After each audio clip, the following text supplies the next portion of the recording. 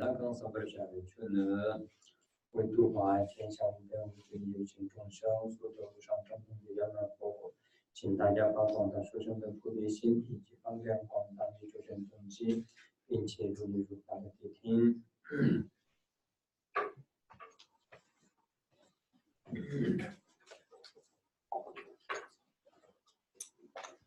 Please listen to the teaching by cultivating the two aspects of supreme motivation, the vast intention of the Mahaya Bodhisattva, and the vast method of the secret mantra Vajrayana,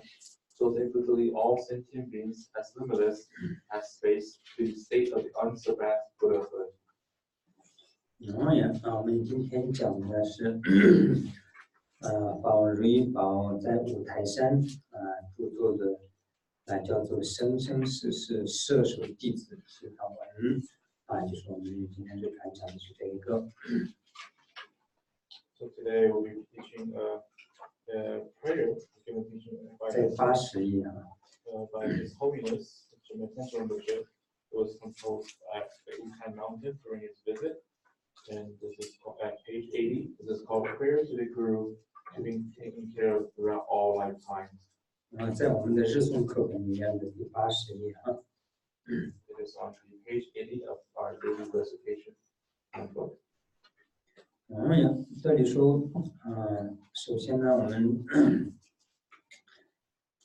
就是作为一个弟子依止一个上师依止一个上师的话，我们要具备一些就是很多的因缘具备因缘，然后对上师要有坚定不移的信心就是然后呢就要常常祈祷所以呢就我们在当地有位访瑞宝的弟子叫做主任，是个康波主任，然后他祈祷访瑞宝就是要写一个祈祷文作为他终身祈祷上师的一个愿文所以呢在这样的一个祈祷之下访瑞宝写下的这个祈祷文。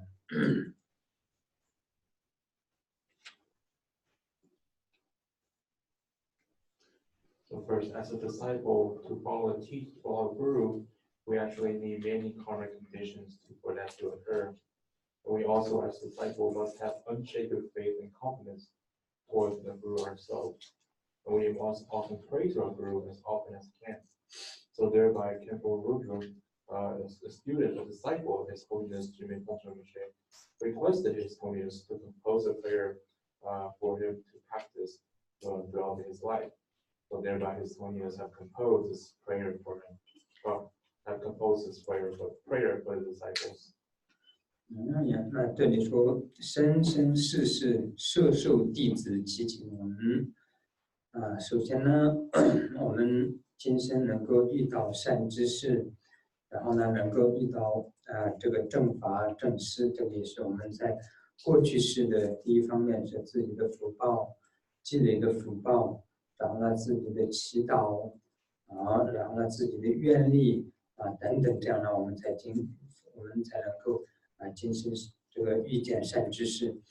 以前的高僧大德们，很多高僧大德们的祈祷文里面都有，就是那些祈祷文里面是怎么祈祷呢？就是愿我生生世世能够遇见就是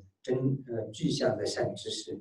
然后愿我生生世世能够不离具象的善知识等等的，有很多这样的祈祷文所以呢我们也是常常应该要这样祈祷就是愿我们在成佛之前，当成佛了以后，我们就再不需要依靠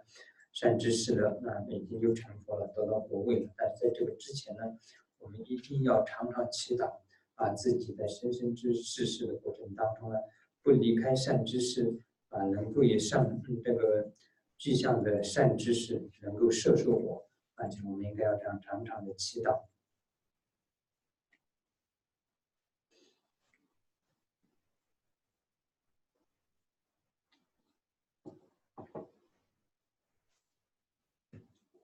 So here he says that throughout all lifetime. So first, in this life, in order to encounter the genuine Guru and the genuine Buddha Dharma, this is on one perspective, the merit that we have accumulated from our past time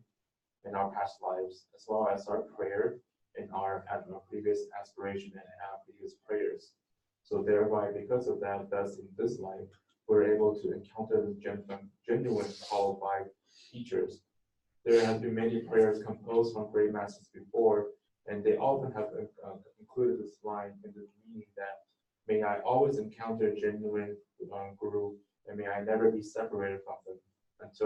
from now until enlightenment.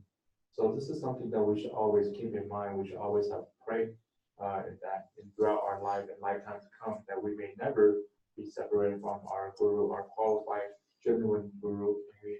And we also pray that have these qualified teacher or qualified Guru to always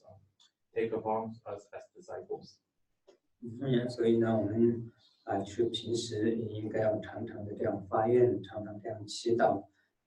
如果说我们遇不见一个真正的善知识的话呢，在这个轮回的黑暗当中，我们没有办法找到真正的光明的道路，也没有办法走出这个轮回。所以呢，我们一定要对自己的善知识心生坚定的信心，然后呢，就是常常祈祷。所以因此呢，在这里也是法维宝的弟子，就是特别的祈请法维宝写下了这个愿文，祈祷文叫做生生世世摄受弟子的祈祷文，名称就是这样。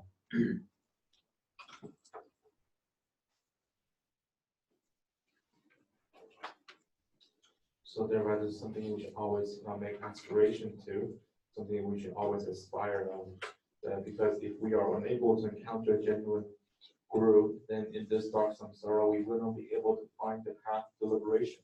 the path of light and liberation, and to be free from the samsara. So thereby, we should really must have this unshaken faith towards our Guru. So thereby, the disciple of His Holiness requests His Holiness to compose this prayer. And this came to the title, "A Prayer to the Guru, to be taken care of throughout all lifetime."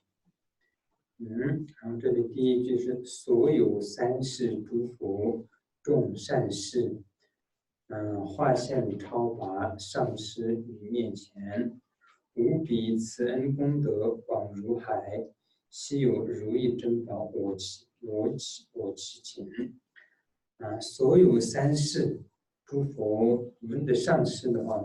像法如意宝这样的话呢，就是真正的我们所说的三世诸佛菩萨的化现因为我们在世间的人的眼前，因为我们的福报的关系，我们没有办法真正的去见到这个佛陀，我们也没有机会真正的面见佛陀出世所以呢，这些就是上师法如意宝呢，就是以我们世间的人的这个形象，以我们世间普通人的形象这样来显现的。但是他自己本身来说呢，就是三世诸佛的化现，他是已经成佛了，已经到了佛的果位这样。但是为了度化有情众生呢，以我们世间的人的显现然后呢就再化现在我们的面前来的，来化现在我们的面前来度化我们为了度化我们显现在我们的面前这样。So here is the victorious one of the 3 times who have gone to bliss, appeared to me in the form of sublime teacher. Holding the treasure of ocean-like qualities, your kindness is unequaled. I pray to you, the precious wish-fulfilling gem. So here, our Guru, someone like of His Holiness Jimmy Rinpoche, is truly the manifestation of the Buddhas of the 3 times. It's because of our karmic condition, our karmic limitation, we are unable to truly see Buddha himself. And thus His Holiness is able to appear to us as an ordinary human form. But He himself is already someone who is already a Buddha, someone who has obtained the ultimate enlightenment. So but thereby, in order to benefit sentient beings, He manifests in front of us, and so that He can benefit and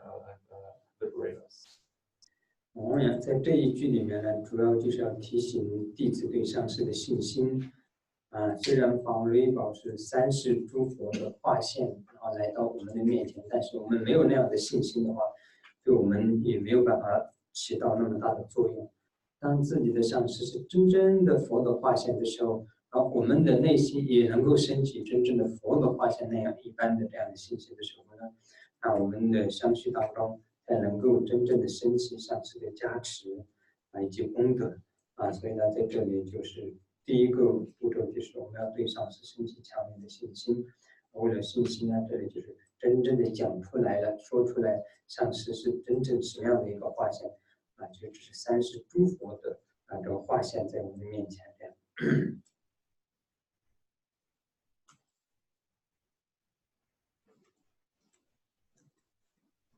So also in this phrase that it's to remind the disciple to always have this utmost genuine devotion toward the Guru. Although His Holiness is truly the manifestation of the Buddha's of three times. However, if we lack such devotion, then this wouldn't be effective for us. So thereby, when we have a Guru who is truly a manifestation of the Buddha's of three times, and we have this genuine, unshaken faith and conviction of that, then by that our mind stream will be able to attain the qualities that of our Guru and also the blessings as well. So here it really first pointed out that who our Guru is. He is truly the manifestations of the Buddhas of the three times. 那样，本来我们在密宗里面讲，对上师就要看待成真正的佛一样的这个信心。不管这个上师是真正的佛的化现，或者菩萨的化现，或者也不是佛，也不是佛，也不是菩萨，但是呢，就是一个具象的善知识，我们也应当将上师看待成佛一样的这样的佛的化现。那这个呢，就有很多他的其他的功德。以前我们也讲过，为什么我们要将上师看成佛呢？如果他不是佛，我们应该为什么要看成佛呢？就是我们以前讲过，第一个理由就是说，我们一切众生他本性本来就是佛，只是我们的无明，我们没有看到，我们的无明遮蔽了我们所有的这个清净的一面所以呢，就算是佛，我们也看不到。所以因为这个，我们将上师看成佛也是可以，是一个理由这样。另外一个理由呢，就是因为我们就算是真正的见到了佛，佛来到这个世界也是跟你讲法说法，然后让你解脱。除了这个之外，佛也是没有别的方法让你成就。所以呢，佛所有的工作就是上师也是同样的在做所以呢，因为这样就是也应该将上师看为佛所以呢，除了这个跟你传法跟上师讲法跟指导解脱的道路之外，没有别的方法，就是可以让你直接脱离这个轮回的痛苦所以呢，也这样各方面的这个条件，或是各方面的功德和功能就我们也应当将上师看成佛就是这样。在密宗里面还有很多其他的这个原因呢，但是暂时就是简单的讲的话是这样。在这里的话呢，是真正像法王如意宝这样的话，它是真正的佛的化现所以呢，如果是真正佛的化现，我们就更应该将佛一般的这样看待。所以呢，这里就说我们将这个30诸佛的化现上师现在在我们的面前这样。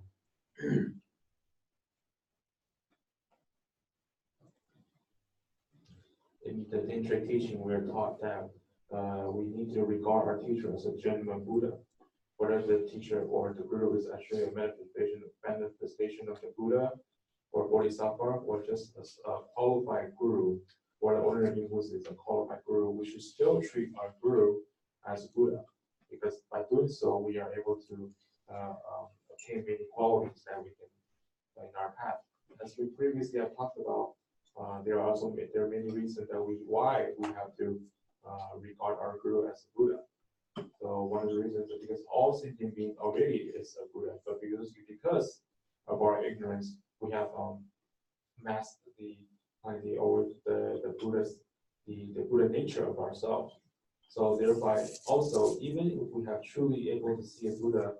all the Buddha can do in order to give you liberation, to allow you to become liberated, is by giving you teachings and also point out for you the path to liberation. So thereby, the Buddha's task is already it's being done exactly the same way just as a Guru would. So thereby, this is one of the reasons that we need to regard our Guru as the Buddha. So thereby, this is something. These are different reasons or perspectives that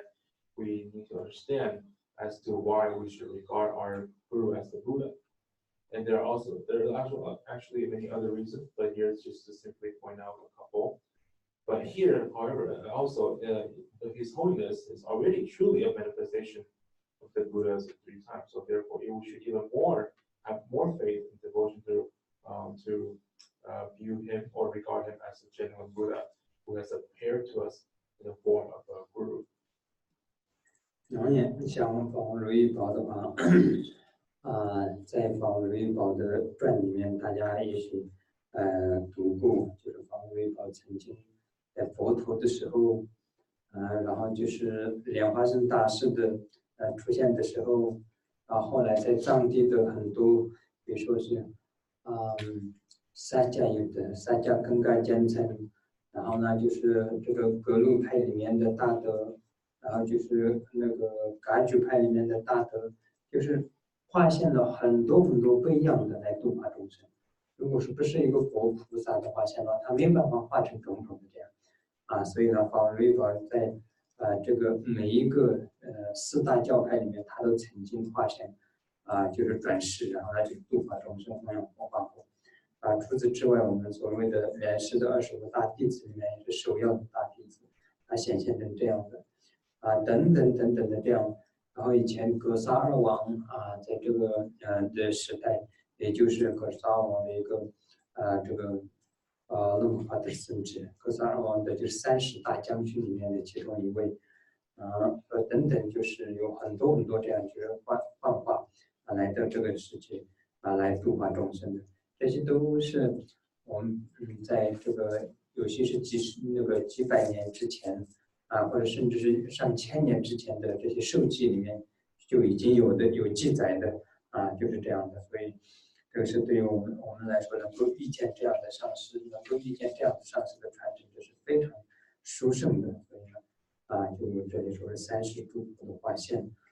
总之在这个法王的传记里面，以后你们可能有机会可以听得到这个法王的传记，听说是一系很多康波在讲这个法王的传。那也许呢以后有 CD 有这样的话，大家可以真正的来听一下法王的整个传记这样的话才真正的可以了解一个佛的化现是怎么样的，然后可以看到一个整个上师的这个传是怎么样的这样所以在这里的话，我们就简单的讲就是总结来讲，就是真正的30诸佛的化现到我们的面前来引导我们的一个善知识这样。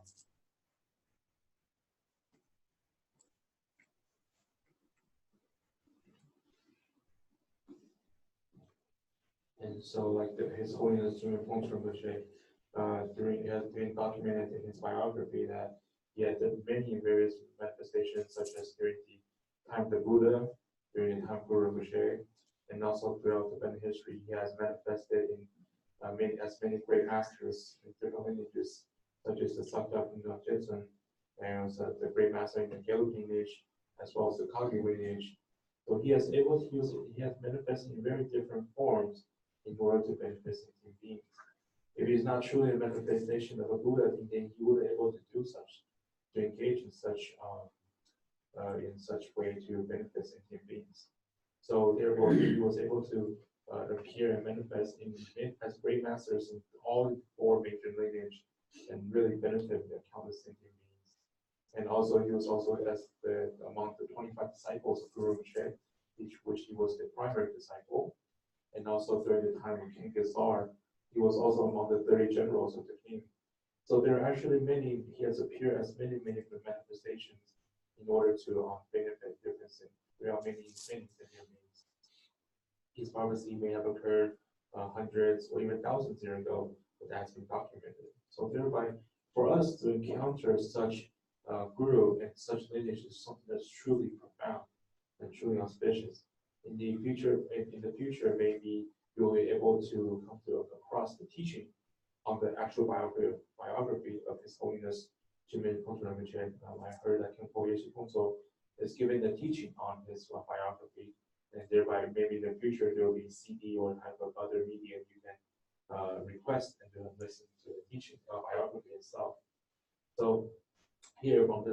these first several lines, we can truly, really have this confidence to that His Holiness is truly someone as the manifestation of the Buddhas of 3 times that appear of us in the form of a guru. 无比慈恩功德广如海。我们所谓的功德，我们所谓的恩德，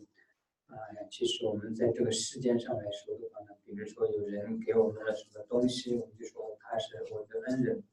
或者在自己很落寞的时候，谁帮助你的时候，你就会说这是我的恩人。或者是呢，我们说自己的父母养育我们成长说这是我的恩人这样，或者是有人救过你的命的话，你说他是我的救命恩人，就是很大很大的恩德这样但是呢，我们总结来说的话，就是这些所有都是有恩德的，但是呢，要跟上师的恩德来比的话，就远远没有办法跟上师的恩德来比。所以这里说是慈恩功德广如海就是上师的恩德是像如海一边的广大因为我们今生我们所说的是父母亲养育我的恩德很大当然我们在世界上来说的话，父母的恩德是非常大的无比的恩德。如果说我们没有父母亲的话，我们就是生下来，我们从财务方面来说，我们连一根针一根线也没有，然后我们完全没有办法自立什么都要依靠父母所以呢，就连我们自己吃饭然后呢，我们就连自己穿衣服我们都没有办法做到的。所以呢，这些都是父母的恩德是非常非常大的然后呢，我们对这个救命的恩人也是恩德很大的，他救过我的命，所以恩德很大。但是这些都是我们只是在今生的恩德，他就是可以在今生里面暂时帮助我一段时间的生活，或者是呢救了我的命，就是可以多活个几十年，或者甚至几年、几十年等等的这样的恩德但是呢，这些过了以后，我还是一样的就在轮回里面这个流转就是在轮回里面就是受苦就是在没有别的。但是呢，上师的恩德就是远远超越了这些为什么呢？因为上师给你指点了这个解脱的道路让你呢不但是今生能够就是脱离这些痛苦，而且是生生世世生生世世能够脱离这些痛苦的环境那这样的话，这恩德有多大所以呢，就是上师的恩德是无比的恩德，就是说无比慈恩功德广如海。所以呢，我们永远要记得上师的恩德是无比之大。我们在世间上的任何的恩德是没有办法跟上师的恩德比的。所以呢，就是这里说无比恩德，功德广如海。And here it says that holding the treasure of ocean-like qualities, your kindness is unequaled. So here it says, in terms of kindness, when we talk about kindness in this world, we should say someone is very kind to me when they give us something. We regard that person who is someone who has shown us kindness. Or when we are enduring different obstacles and problems in our life, when somebody was able to help us, we say this is someone who showed us kindness as well. And likewise, like our parents have given our lives and also raised us, as well as to someone who saved our life, so allowing our life to continue. They are also some people who have shown us kindness as well. However, to compare to these kindness to the kindness of Guru, it is truly incomparable, such that the kindness of Guru far exceeds all those previous. The kindness of the Guru is just like the ocean, as vast as the ocean itself. Because whether or not in this lifetime, when our parents, of course, as our parents in this world, our parents have shown us great kindness. It's a kindness of truly immense kindness as parents, as our parents. Because for us to be born, if we did not were raised by our parents, then we will be able to survive on our own. Not to say to eat or have any clothing, which is something that we're going to do ourselves. So thereby, the kindness of our parents are truly immense. And also, for someone to save our lives, that's also shown us some immense kindness, because they are able to really extend our life and allow us to continue to live. But these kindness are only enduring this lifetime. that they can only help us temporarily, by either allowing us to stay alive or able to extend our life. However, after all these have ended in this life, you will continue to wander samsara and nothing else. But then, on the other hand, the kindness of of our guru has greatly exceed all these previous kindnesses,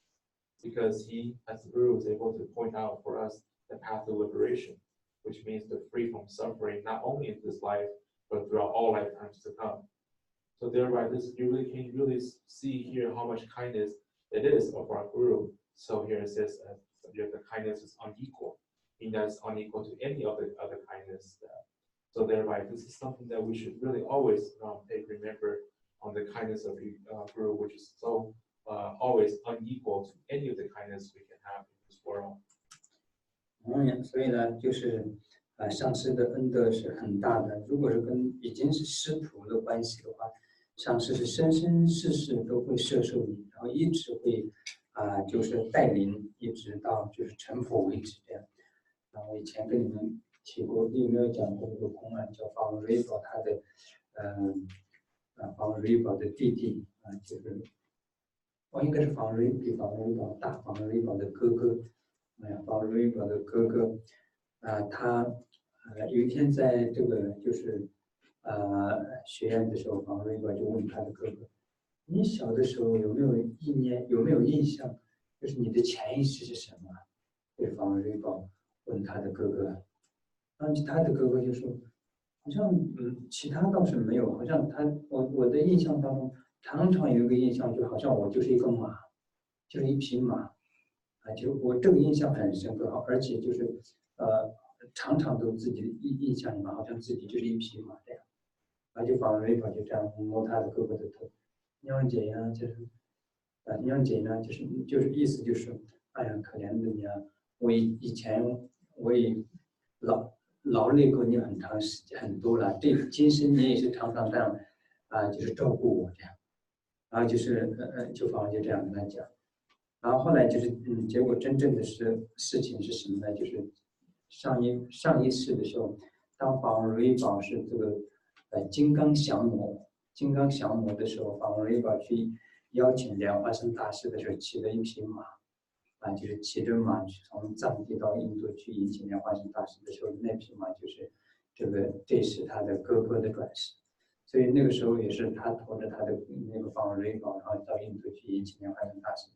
今生也是他常常照顾法王瑞宝，法王瑞宝就是这样说，就是这样。因为那个时候跟法王瑞宝接上了缘，今生他就是变成了法王瑞宝的哥哥。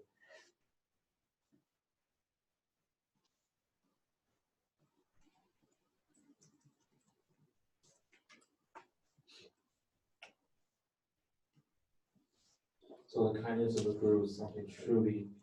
incomparable in terms of the level. If you as a person, if you already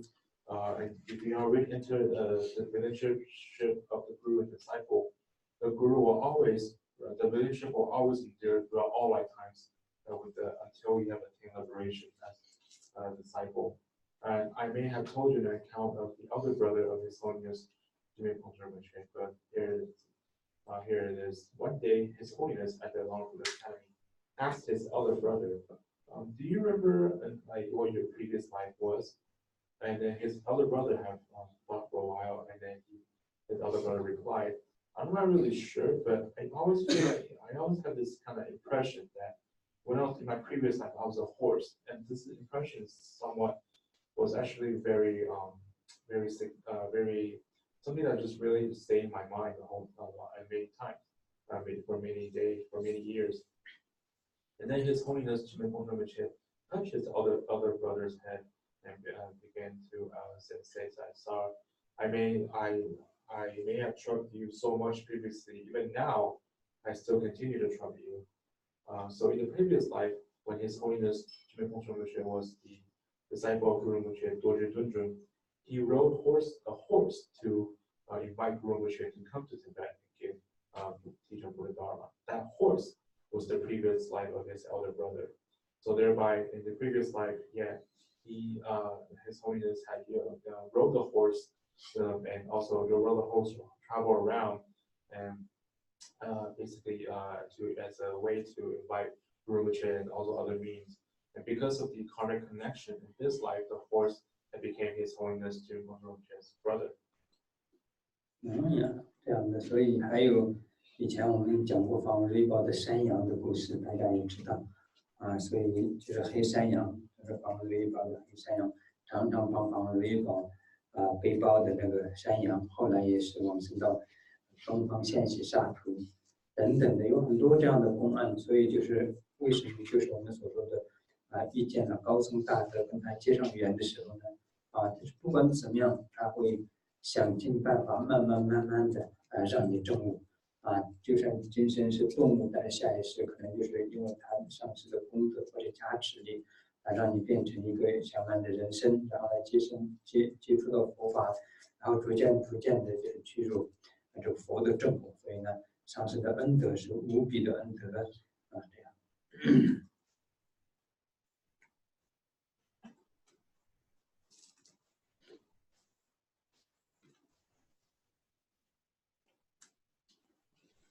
And also, you may have remembered the previous account that we had mentioned regarding His Holiness Jimbo Rinpoche's black goat. That goat always carries different things for His Holiness, and then later on, when the goat passed away, and it has taken rebirth in the Eastern period of joy. So here, when we say that whenever you're able to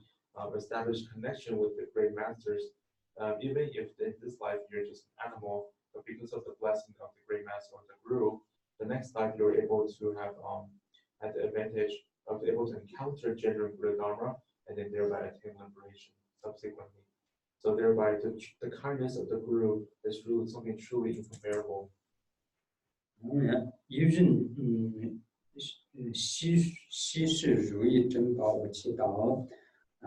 这里就说稀有的像如意宝一般的如意珍宝一般的上师我祈请你。所以这里说我们常常说法王如意宝，法王如意宝，就如意宝就是一个非常非常珍贵的就是你想要什么，你祈祷就可以得到的。所以在世间上极为珍贵的东西就是如意宝，所以呢，就是以这样的一个方式来称呼上师，就是一个很恭敬、非常非常恭敬的方式来尊称自己的根本上师。就是说是有如意宝和祈祷你那因为一方面是我们虽然说世间的如意宝是很珍贵的，但是上师这种如意宝是比世间的还要更加的珍贵。但是呢，就是以世间的最珍贵的如意宝的方式来尊敬的称呼自己的上师这个如意宝呢，祈祷你这样。我们通常就是说在平时也是我们尊敬的称呼任何人，这个也是有功德的，尤其是我们尊敬的称呼自己的上师或者自己的父母恭敬尊敬，这就是有很大的福报的这个是制造我们的福报的一个方法所以我们尊敬的称呼自己的上师如意宝这样。我祈祷。And here it says, I pray to you, the precious wish-fulfilling gem. When we regard His Holiness Jimbo Rinpoche as a wish-fulfilling gem, it is a way of to regard him in a very, very respectful way, and also to show this show like an utmost respect. So in terms of the wish-fulfilling gem, something that's very precious that we regard in the world, because something that you can pray, something that you're able to make your wish come true in whatever you seek for. So thereby, to regard His Holiness in such manner is a really respectful way to regard our guru as. But although in the mundane world, the wish-fulfilling gem is something more precious. However, His Holiness or our guru is even more precious than that. So thereby, this is kind of the way we should always regard our guru with the utmost respect in this such precious title. Because usually when we regard anyone with respect, it really allows us to accumulate merit, such as our guru and our parents. So this is something that we have shown by doing so. We show the great respect to our guru and are able to accumulate merits. 平时我们所说在这世间上，我们的上师跟金刚道友，或者是父母亲跟自己的兄弟姐妹，这些有点类似的。世间上最亲的就是我们的父母亲跟自己的这个兄弟姐妹，是世间上的生活上面是最亲的。但是佛教里面来说的话，我们的上师跟经藏道友是更为亲密的。为什么呢？因为我们世间上的父母亲跟兄弟姐妹就是今生一世而已，这个过了以后就会到哪里就不知道了，就全部分散。但是呢，上师以金刚道友是我们所说的直至乃至菩提间我们都会变成就是一个道友，像兄弟姐妹一样的关系。然后这个上师也是变成一个自己的父母一般的关系，这样，所以呢是更长远的关系所以这个就是更深刻的所以呢，我们在这里讲的就是第一个就是有尊敬的称呼自己的上师，然后呢就七敬仪这样。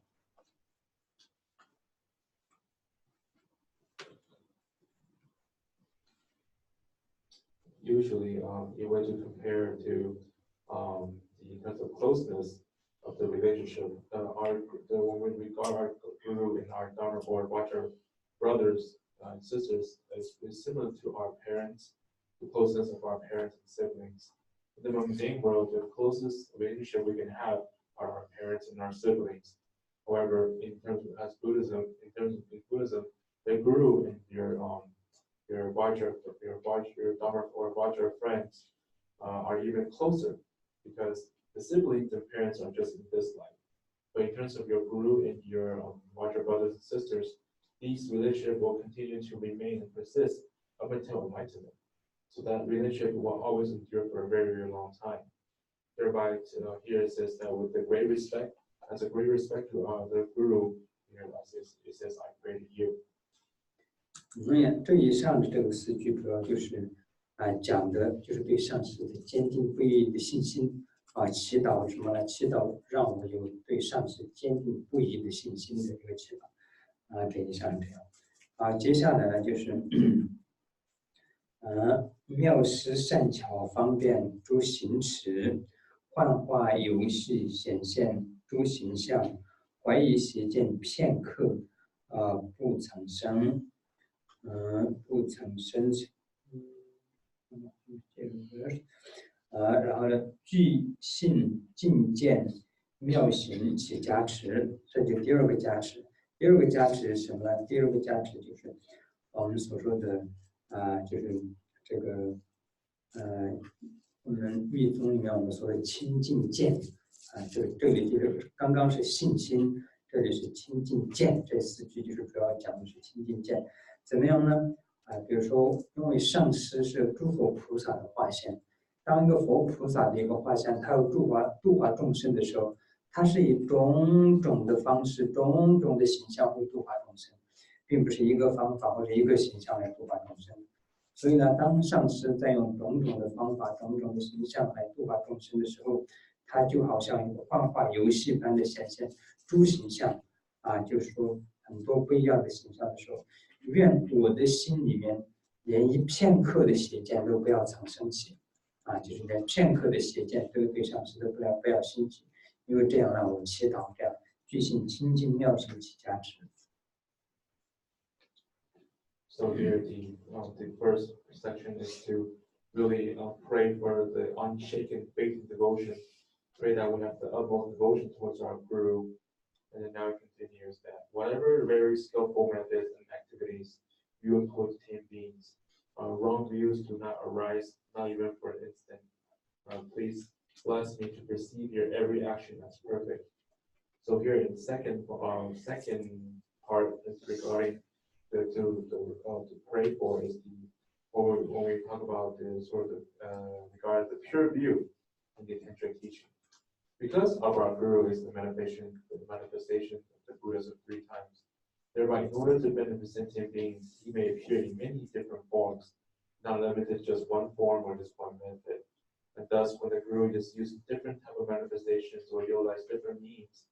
we pray that we do not develop even a single instance of a wrong view. And so this is just towards our own guru. So this is something that we pray for. 你看在这里你说妙施善巧方便诸行持一切诸佛菩萨他们是用我们世间的人的概念里面，好像就是一个菩萨可能只可以化现一种化现，但是不，然后就我们是这样想的，但是不是这样的。一个诸佛菩萨，他们可以显现着很多的化现，可以用很多的化现来度化众生，这样所以呢，在这些很多化现度化众生的时候，上师的言行对度化众生的时候，这个不一样的，不管是怎么样的显现，我们都要能够有清净的见，清净的观。这有时候万一自己心里想到怎么会这样，但是马上要意念到自己可能我自己的就不清净的这个见解，我自己的不清净的观所以这个一定是上师为了度化众生而显现的就是马上要自己心里这样回想过来这样。以前访瑞宝曾经在学院的时候，我们在跟我们讲课的时候讲米胖仁波切的功德，在这个时候访瑞宝就祈祷说，当米胖仁波切如果是在度化众生的过程当中，让我能够就是生生世世就不离开米胖仁波切。比如米胖仁波切投生一个女性的时候就是在家的女性来度化众生的时候，让我能够变成她的伴侣的身份来帮助她协助她利益度化众生如果是米胖仁波切变成一个男性的时候，愿我也变成他的另一半女性的伴侣来帮他跟他一起度化众生。如果是米胖仁波切变成鸟的时候，希望我也能够变成一只鸟，在他的旁边来扶持他就是放上师们是这样的一个祈祷信心，这样大的信心祈祷上师自己跟上师是生生世世不离开这样祈祷的所以呢，不管是上师他们怎么样的度化众生的方法，我们都心里应该要就是坚定不移的，没有任何怀疑或邪见所以呢，这样子有个就是清净的见。所以第二个祈祷文就是愿我能够心间升起这样的完全就是没有半点的邪见所以呢，能够让我的相续当中升起完完全全100%的清净的见祈求上师加持我这样。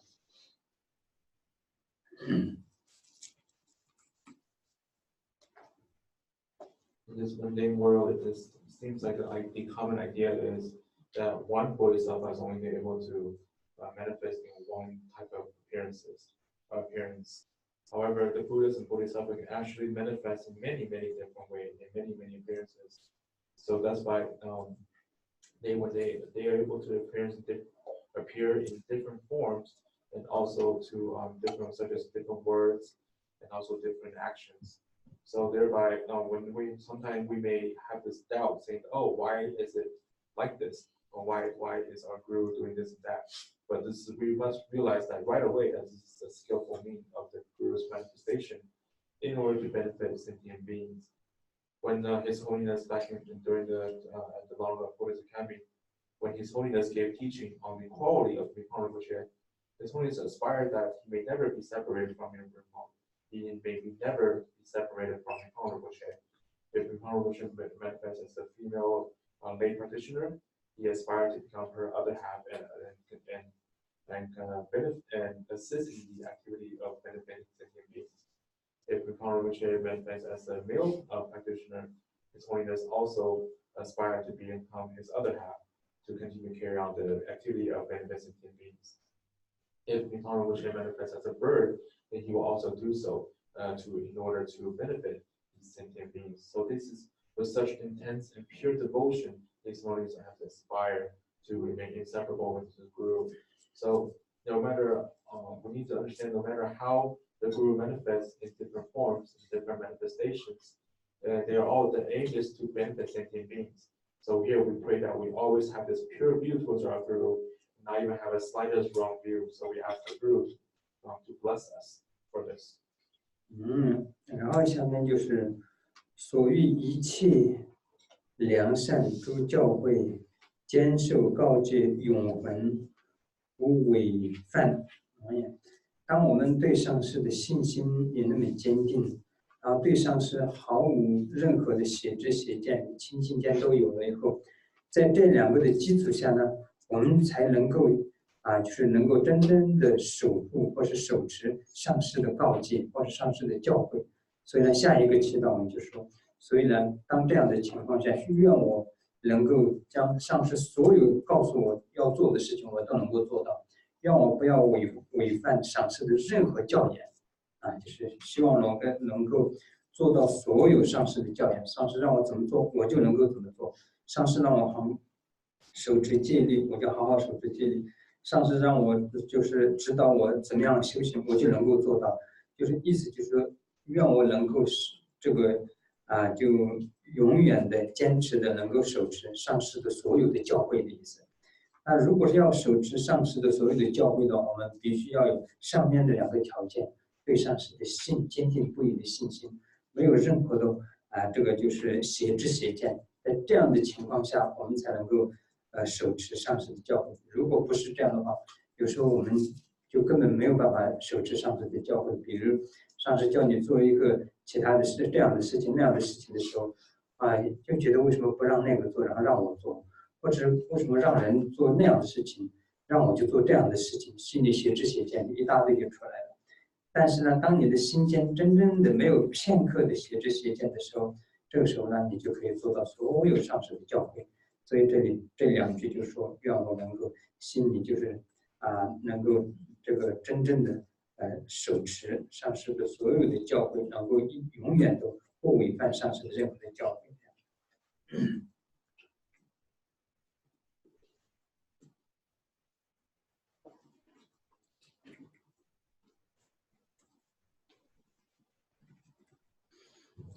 And here it says that whatever wonderful instructions you have given me, I will not violate even a single word of advice. So here, when we, if we're able to have this unshaken devotion towards our Guru, and also be endowed with this complete pure view of our Guru, with these 2 criteria as a basis, then we can truly be able to uphold all the teachings or all the things that have been taught to us, instructed to us by our Guru. So in this condition, we able to do all the things taught to us by our Guru, and then we adhere this aspire that we never violate any of the tasks or any of the teachings that our Guru has bestowed upon us. For example, if our Guru asks us to uphold precepts, then we will do so. If our Guru teach us how to practice, then we practice in such a way so that here the aspirations to always uphold or always to follow the teaching of the Guru. So therefore, in order to truly to do so, we really have to meet the 2 criteria we just mentioned, which is the complete devotion as well as the pure view. Without these 2 things, then we wouldn't be able to completely follow all that's been taught to us by our Guru or assigned to us by our Guru. Sometimes when our Guru asks us to do something or to do something, we may think, oh, why is he asking me? Why not ask someone else? Or we may think, why do I have to do this? But when you truly have this genuine, unshaken devotion, as well as complete pure view of your Guru, then you'll be doing exactly what your Guru tells you without any hesitation or any doubt. 举一个例子，就是以前我也跟你们讲过，我在学院的时候我就一直想就是如果是放瑞宝就说你马上到那个色达的像那个大河里面去跳不下去。我想那个时候我可能毫无疑问我会跑到海边的就是但是真正最后一刹那能不能够跳下去是一回事，但是至少还没有跳之前我一定没有任何的怀疑，直接会跑到那个大河边的就是我们对这个上师的信心就是这样。当然我这是只一点点而已这样的所以呢我们对上师的信心就是要这样的一个比较坚强的信心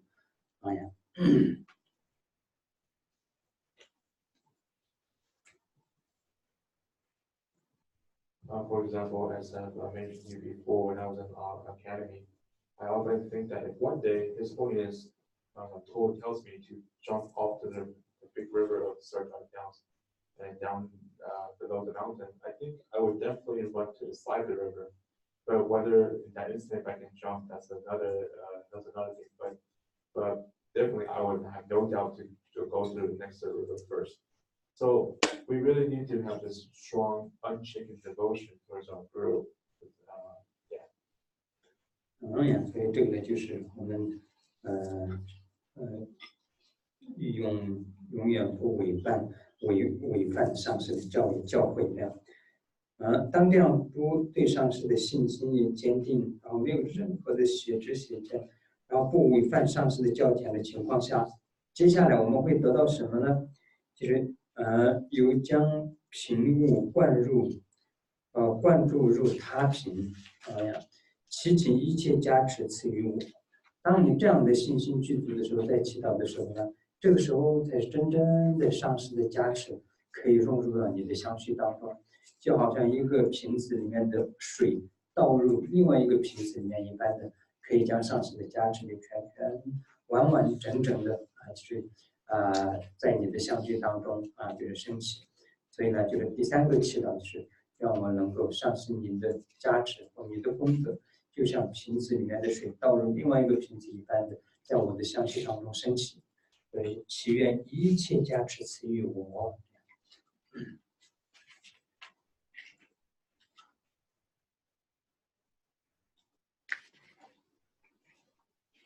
And then here it says that may all your blessing be transferred to me as entire content of one vase or pour into another. So if you're able to have this genuine devotion, unshaken devotion, as well as pure view, and also have the to never disobey or violate against the teaching of the Guru. If you have all these things, all these conditions are met, then what's happened next is that you are able to truly receive the blessing of the Guru, and the blessing of the Guru can truly enter your mind stream. And also all the qualities of the Guru can enter your mind stream as well. It's just as it says here that as you pour the entire content from one vase to pour to another. So here in the third part, we pray to our Guru that may the Guru's qualities and blessing can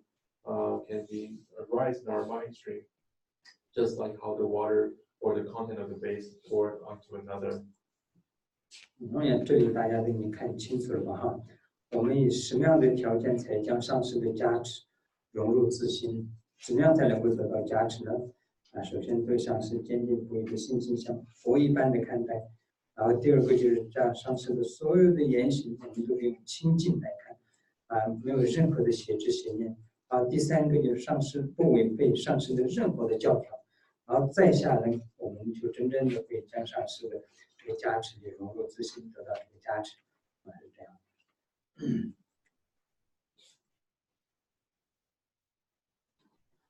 So here we have to see.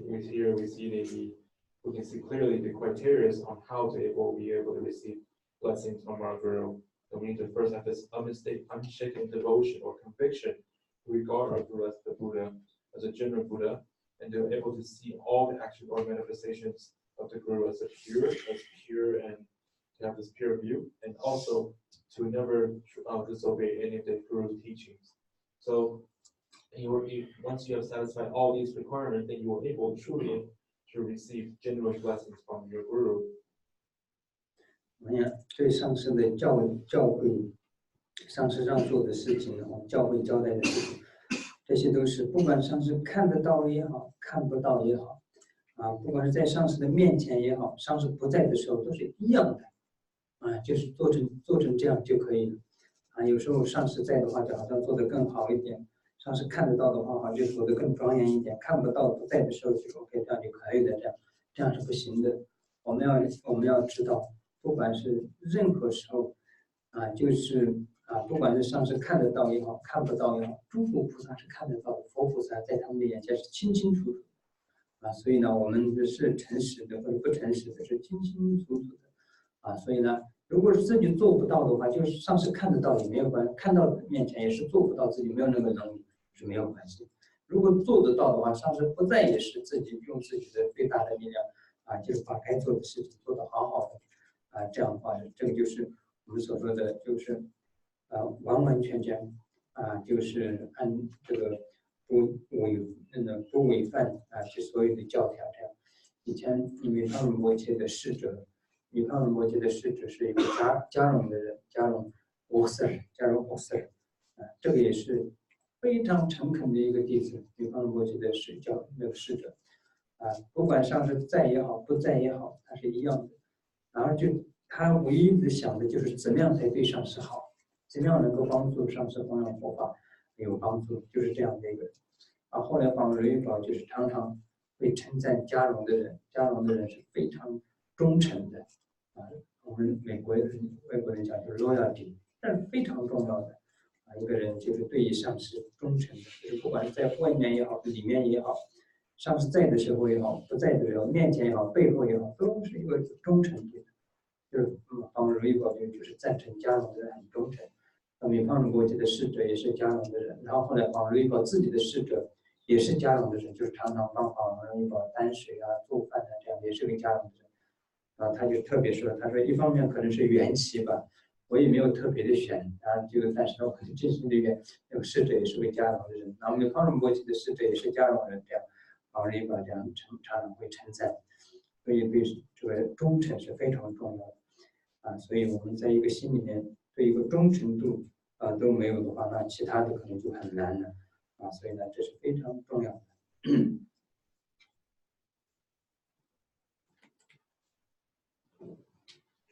So here it says again, the teaching is that you never disobey the teaching or what was assigned to us by our guru. This applies whether or not the guru can see it or not, whether it's being done in front of the guru or it's not done in front of the guru. You should be all treated as the same. Sometimes you may try to do better when the guru is in front of you, and sometimes you may think, oh, so the guru is not here. We just need to just do this level and it's okay. But even sometimes the guru may not see it, but then the Buddhas and Bodhisattvas, they can see everything. So thereby you really should have to try your best. If this is something that you cannot do, even if you have to try your best, even the guru sees it and it's okay as long as you have to really do what you can. And if it's not, if the guru doesn't see it, as long as you try your best, and that's okay too. So here before, during the time Rinpoche's attendant was named General Otis. This is attendant from the General region of Tibet. So, and he was truly someone who was truly loyal to his guru, and always, the only thing that he's on his mind is how he can help guru in his activity to benefit sentient beings. So thereby, His Holiness Rinpoche often praised the people who are from the region of Zhang, saying that the people of Zhang have just really immense loyalty, whether it's from the inside or outside, whether the guru is present or not. And so also there's this coincidence or the origination that since during the time of Rinpoche, his attendant was someone from Jalong, and also His Holiness attendant was also someone from Jalong or Jalong as well. So thereby His Holiness have often said that there could be a dependent origination that both of their attendants are all from Jalong. So thereby His Holiness have always praised the loyalty of the people of Jalong. So the sense of loyalty is something that's very important in our mind that we need to keep up. If this is something that we are lacking in our mind stream, then other things may be hard to accomplish. 然后下面就说，展现幻化妙现护主你，化身尽于不尽诸刹土，愿我身为引罪圣随从追随引导克受菩萨行。当我们就是得到了上师的一切加持的之后上师你不管是以化现在一个清净的刹土也好，或者是你化现在不清净的刹土或者是在你化现成人动物任何时候都愿我能够当作你就是最殊胜的随从然后呢跟你一起行持这个菩萨的行为这样这个就是这个祈祷。所以当我们得到了上师的加持之后，那我们就真正的可以做到这样的事情就是可以随从上师，然后呢可以跟上师一起行持菩萨的行为，永远生生世世的可以不离开上师。以前我们在这个1997年的时候我们一跑到鸡足山，然后在鸡足山的时候，就我们有从佛学院去的可能有30几位弟子吧，道友，然后呢在汉地的可能上1000多1000多人吧，可能差不多1000多2000，大概是这样。然后那个时候法轮宝曾经灌顶，然后就传法之后，就法轮宝就说今天因为这个缘起的今天这个缘起，所以在今天的这个法会的这一坛的所有的弟子们如果是今生不遭什么很严重的业力将来帮如意宝在这个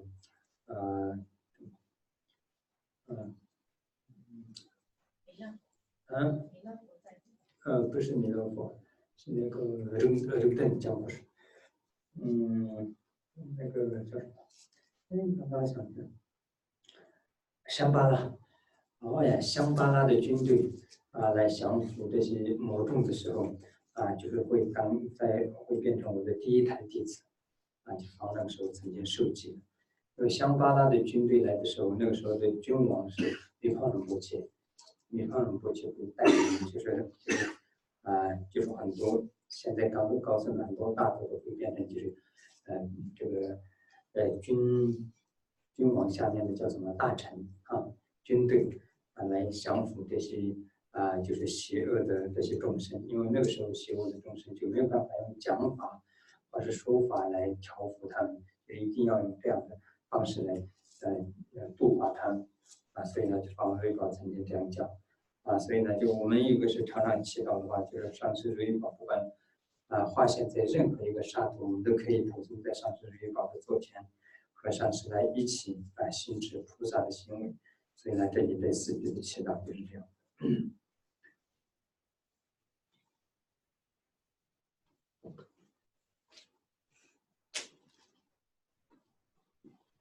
And here it says that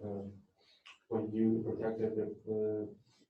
display your magical manifestation in the pure and non-pure realms of existence,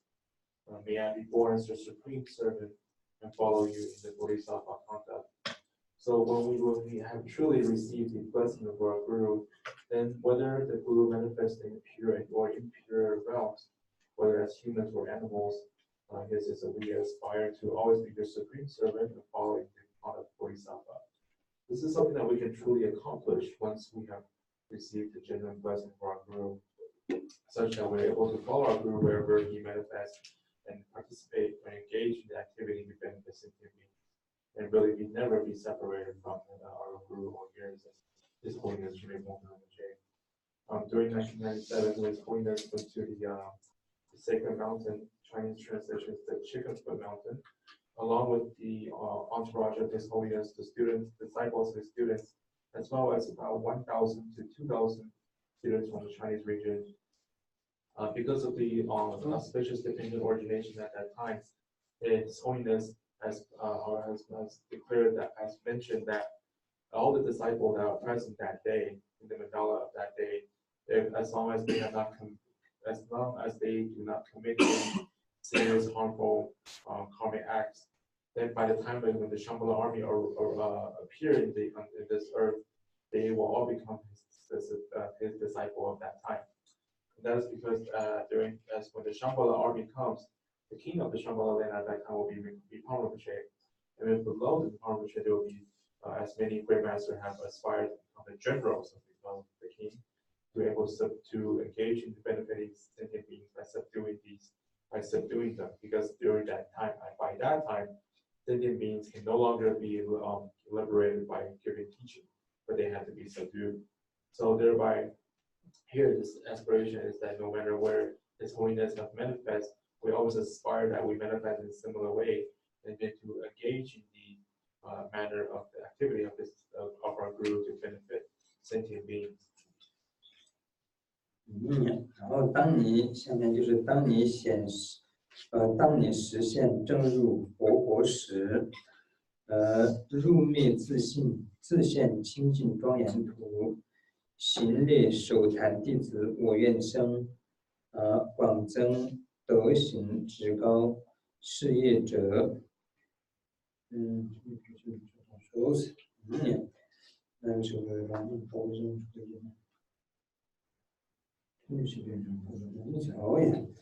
就是当这个就是说刚刚是行止事业，然后这里的话就是当有一天上师您就显示正入涅槃就是佛正入佛涅槃的时候，也就是让我这种奉教让我就是愿我能够升到你的第一坛弟子第一坛弟子，比如说佛出世的时候，他第一坛弟子就5个首先在佛第一转法轮这是刚开始的时候，就5个弟子就叫做第一坛弟子，就是第一次讲法的弟子来让我能够行列到你的第一台弟子里面，然后呢就是广庄变成你的事业的，就是至高的事业者这样这就是当自己的上师学入涅槃之后，让我变成你的第一台弟子，而变成事业弘法事业的事业者这样。So when you will display the activity of achieving enlightenment in the self-apparent pure and sublime realm, may I be born as the first among your disciples and become the supreme one who increases your virtuous activity. So this part of the prayer inspired that previously it says to assist or to be part of the enlightenment activity to benefit sentient beings. Here it says that when our Guru have manifest through the achievement of enlightenment Buddha, we aspire to be the first among the disciples when our Guru gives the teaching of Buddha Dharma. So just when the Buddha Sakyamuni, when he gave first teaching, when he first gave teaching, there was among 5 disciples. So we aspire to be the first among the first disciples, so that we can become the supreme ones to increase their virtuous activity. So this is this part of the prayer.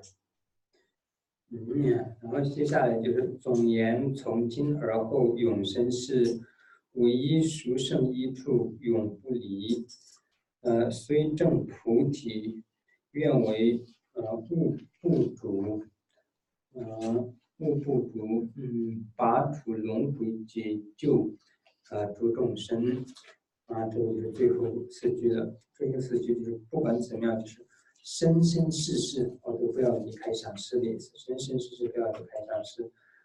唯一殊，就算是这个记得能者生虽证菩提，愿为不主。这是什么呢？我们每一尊佛，比如说我们观音菩萨，他的头顶上有阿弥陀佛，这叫做不主，自己的不主，永远不离开就是对自己的这个上师永远不离开，就算他成了佛或菩萨，都是变成他的不主，头顶上有不离开的不主通常还有一个我们就说的不主的话，还有一个就是，比如说我们一个坛城里面的中央的那尊佛，就是那尊的最主要的主尊佛这样但是呢，这里讲的不主就是像那个观音菩萨头顶上的阿弥陀佛一样，就算我成佛了，你也就是永远在我的头顶上的这个阿弥陀佛一般的不主，变成永远不分开的意思就那样重。然后呢，就是愿我再把这个所有解救、拔除轮回的所有这些痛苦的一切众生这样。This is the last 4 lines. In short, may I never be separated from you, supreme and only object of refuge. In all my future lifetimes, even I should achieve enlightenment, may you become my root teacher and liberate all beings from the pit of samsara. So here, in short, this last 4 line means that no matter what, we aspire to never be separated from our Guru throughout all lifetimes. And then here it says that even should I achieve enlightenment, may you become my root teacher. Here's for example that this is the example. This can be seen from the example of Avalokiteshvara. His crown on the top, usually in the painting, his crown is always Amitabha. It means that Amitabha is the root teacher of Avalokiteshvara, and then they will always remain together and never be separated. And also another way to interpret is that in the center of the mandala, the center Buddha is always the one that would never be separated from. But here it says that this phrase is more referring to just like the Avalokiteshvara and Amitabha, which they are never separated. We also aspire to be never separated from our Guru, even if we attain enlightenment, and also continue to liberate sentient beings from the pit of samsara. 所以这以上的话，我们基本上可以在summarize 一下的话，就是第一个4句讲的就是上师的信心坚定不移的信心。第二个呢，就是上师的任何行为都升起坚定不移的清净见。然后第3个呢，就是不违背上师的任何的教言来祈祷。然后第4个呢，就是将上师的所有的加持，像瓶子里面的水放入另外一个瓶子一般的得到上师所有的加持。然后再下一个呢，就是不管上师的划线在任何亲近与不亲近上师的过程当中，我都也愿我能够变成上师的随从，然后来行使同样的菩萨的行为。这是第4个那个愿望。然后第5个呢，就是当上师显入涅槃的时候，都愿我能够投身到，就是愿我能够当成上师的第1台弟子，然后呢变成就是最圣的事业者。然后第5个呢，就是就算上师，就算自己已经证悟了涅槃或者证悟了菩提，愿上师你都还是当我的就是部主，就是我的就是首要的这个就是部主，永远不离开，然后呢就是来度化轮回的所有的苦海众生，一共就是8个愿望在这里面，就生生世世，就摄受我这个愿望呢，就一共这样8个。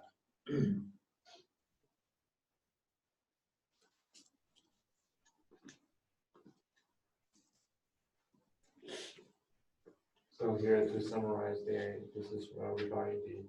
the first 4 lines talk about having the genuine, honest, unshaken conviction or devotion to our Guru. The second, to really have a pure view towards the Guru. The third, to never disobey any of the teaching or was assigned by our Guru. So thereby on the 4th, by doing these things, we'll be able to pray for the blessing of Guru to enter our mind stream, just like going from one base to another. And then the 5th one is whenever Guru manifests what is pure and impure, we always also remain along with our Guru to engage in the activity of the Bodhisattva. And also the next one, the 6th, is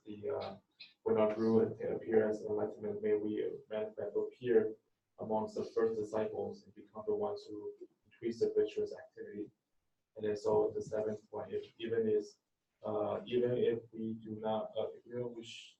we achieve enlightenment, we still aspire to remain inseparable with our Guru teacher, and also to never be separated and continue to benefit all sentient beings from samsara. So these are the 8 aspirations of this prayer. 所以呢，这个功德是很大的。这个在法轮宝是在五台山的，叫做阎罗洞。五台山有一个就是阎罗洞，大家知不知道？那里呢就是，然后在那闭关的时候，然后写的下面说，虽然日住，一位终身追随我的弟子，请求我这个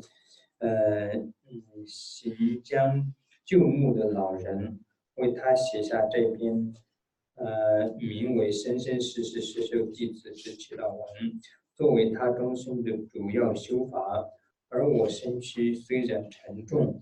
要写下词造华严力的长篇大论，本应轻而易举。然而身在异乡，却因饮食不适，造成腹痛，手指也因衣着不服保暖而冻得不听使唤，加上离家数据的乡愁隐隐作祟，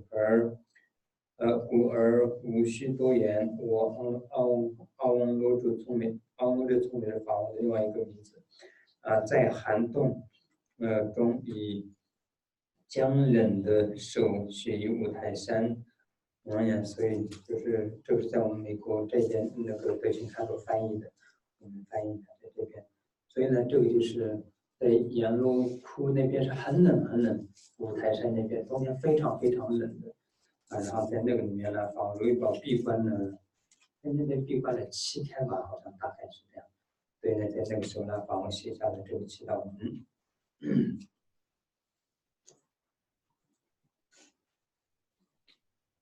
So here, though the merit of this prayer is something truly immense, as it was composed in the Yenlo cave in the Wutai mountain, where His Holiness took retreat. So here it says, although ritual, the noble son who have followed me throughout my life requested me, an old man whose time is coming to an end, to write this supplication, to be careful throughout all lifetime as his main focus of practice. Out of all teachings, out of all my teachings for his entire life. Stout and heavy as I am, I could go on with lengthy and elaborate composition. However, my stomach had been hurting due to improper diet. My fingers went numb to the insufficient clothing to keep warm, plus nostalgia from being alone away from the family and friends. And therefore, there is no need to go on any further with meaningless words. Tormented by extreme cold, my finger frozen and rigid, I, Lama Drimed Rinpoche, is also not a name for His Holiness Rinpoche Rinpoche, wrote this at Wutai Shrine. So this prayer was originally translated by Bishop Condro in the RDC of California, in America, California, 2011 on August. 当然呢，这一上话就法属于宝的这个生生世世祈祷文，我们都已经讲完了。所以以后我们在念诵的时候，大家就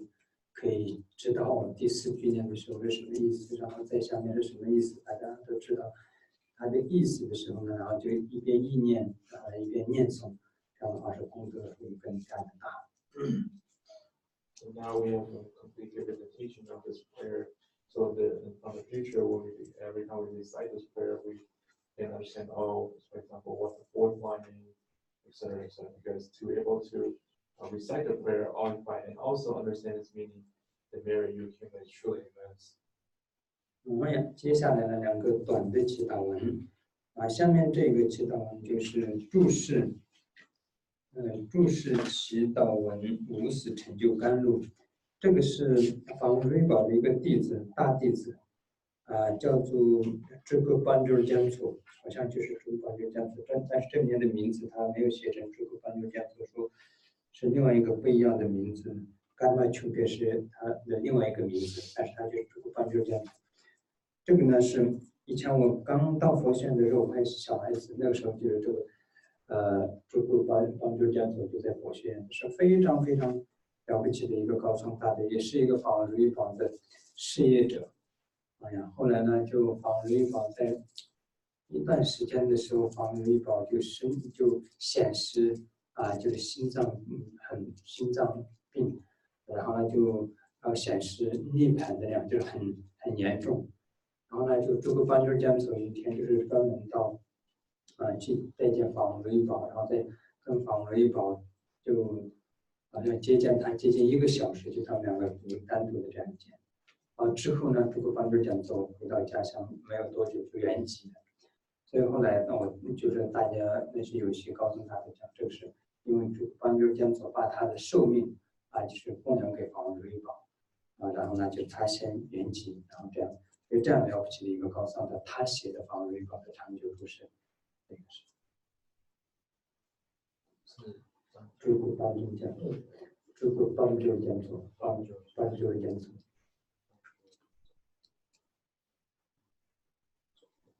Then now the following are 2 short, concise prayers.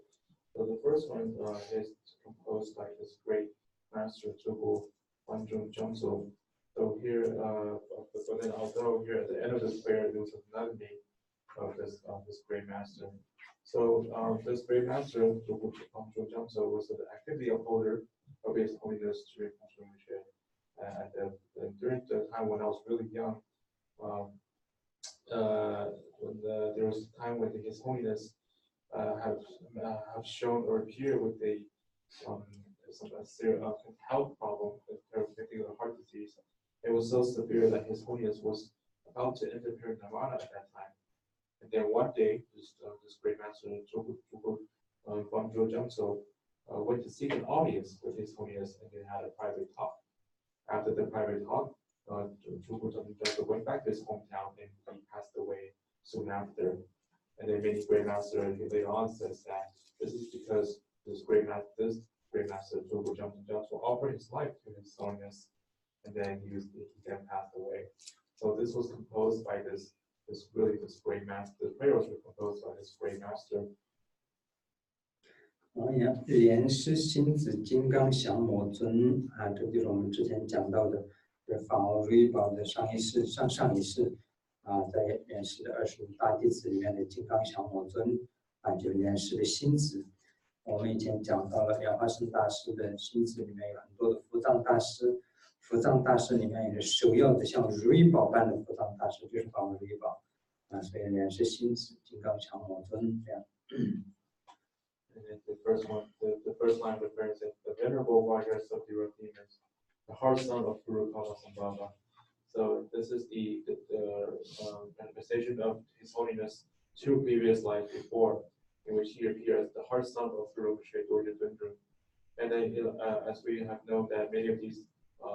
disciples of Guru Moshe are all manifest as turtles, great turtles. So this is one of the primary turtles, who is just like the wish fulfilling jewel, so which is His Holiness Jimmy Pasha. 化现离柔灵把有五身那这个金刚降魔的化现是什么呢？就是对准离柔灵把佛藏大师，就是法王如意宝的上一世就是多闻校正功德悉圆满净灭盆座足下成习勤就是离柔灵把之后的化身就是法王如意宝，法王如意宝就是多闻校正功德悉圆满法王如意宝的话，在现今的这些高僧大德里面是当然就是在证悟上，所有的高僧大德都可能都是证悟者，都是佛菩萨化现，但是在显现上的话，法王如意宝是不管是我们还要讲辩著，然后修正神通，任何方面都是就是没有办法就是相比的一个高僧大德当然我们在藏经的比如说很多高僧大德里面，有些是比如说是对这个大圆满非常的精通有些呢就是比如说是对显宗的经典很精通，或者有些就是特别显现，比如说对中观非常的精通，有些会比如说对英明非常的精通，或者有些就是说对这个医方面就是医学方面非常精通，有些比如说是工巧明方面就是塑像唐卡这些方面很精通有些呢做这个多玛啦这些方面非常精通有些呢就是对念诵仪轨方面非常的精通等等就是不一样的。但是法王如意宝是所有的不管是要讲一个医学方面的法王如意宝，就是完完全全从头到尾可以讲的就是完完全全很透彻的，医学方面也是非常通的然后呢我们就五部大论那就不用讲了，这就更不用讲了，完完全全就是毫无疑问，不管谈到哪里就是全部就在法王如意宝的心里面五部大论里面任何一个地方他随便拿一个句子他就可以背下来跟大家讲的是这样的然后呢从这个那大圆满那就更不用讲了，就是大圆满的所有的序部所有的窍诀在哪里，哪一部里面讲了什么句子，完完全全就是法王如意宝以前在佛学院的时候后期的时候，法王如意宝眼睛看不到文字后来眼睛不好，但是10几年他讲课都是因为没有10几年没有看书，但是他那些所有以前的那些这个大圆满的序部预序部里面讲的什么完完全全背诵给我们就是这里面讲了什么句子就是这个法王如意宝完完全全可以讲得很通顺所以呢就是从这个我刚刚讲的医方面上面，医学方面也是这样的，然后呢就五部大论也是这样的，密序部跟大圆满就更不用讲了，我刚刚讲的就是非常非常厉害然后呢就是我们心相学方面也是非常法王如意宝在佛学院的时候就是以心相学算出来这个就是日月的论展是怎么样的这个然后呢就是这个五明佛学院在当五明佛学院的时候的中午的时间是什么，全部算出来的，用心相学算出来的，所以心相学方面也是法王如意宝非常精通的那其他我们念诵仪轨这些方面就更不用说了，这是非常非常厉害然后呢就是从我们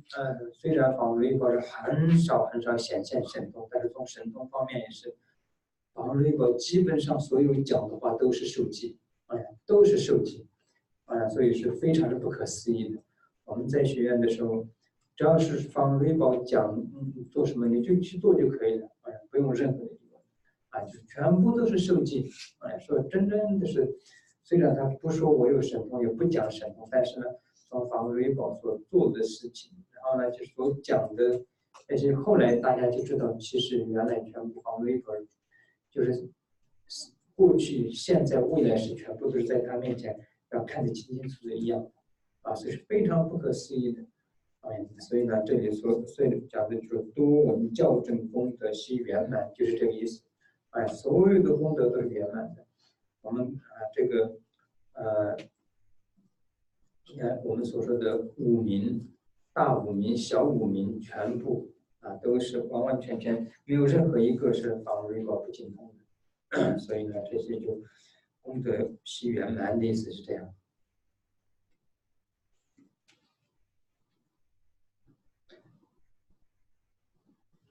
Here it says the emanating as literally by intense mudra. Then for the next manifestation of Doja Dutru is the great eternal literally by. And after that, the next manifestation is holiness. It says here that the erudite in both instructional and experiential teaching are perfectly endowed with virtues. I pray wholeheartedly at your feet, His Holiness. So here it says that erudite in both instructional and experiential teaching are perfectly endowed with virtue. In regard to His Holiness, he is someone who's truly a great master among all these teachings, and in terms of all the major topics.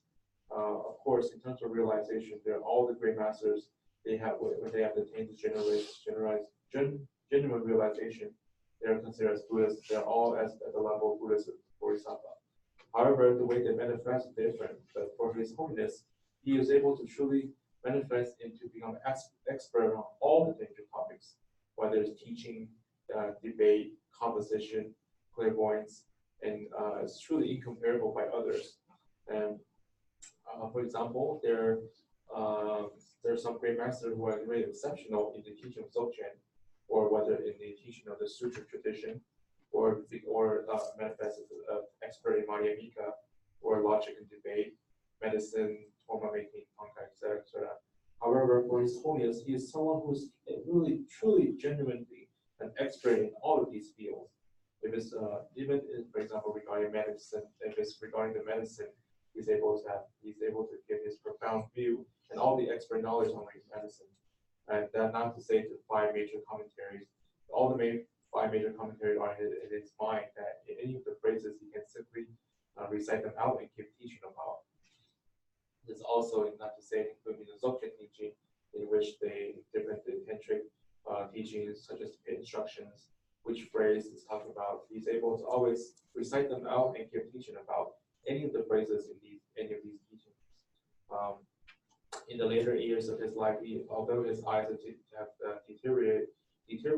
and not able to read properly, but he was able to still remember all these teachings, and he's able to give all the instructions on whichever commentary or teaching or tantra that he's teaching on. So he's able to really give this precise teaching as well. And also in terms of astronomy, he was also an expert in astronomy. He's able to calculate the movement. With the movement of the sun and moon, he was able to calculate the exact noon time at the location of the Buddhist Academy. He was able to calculate out. And of course, not to say in terms of reciting sadhana and also other stuff. And although His Holiness really displayed in clairvoyance,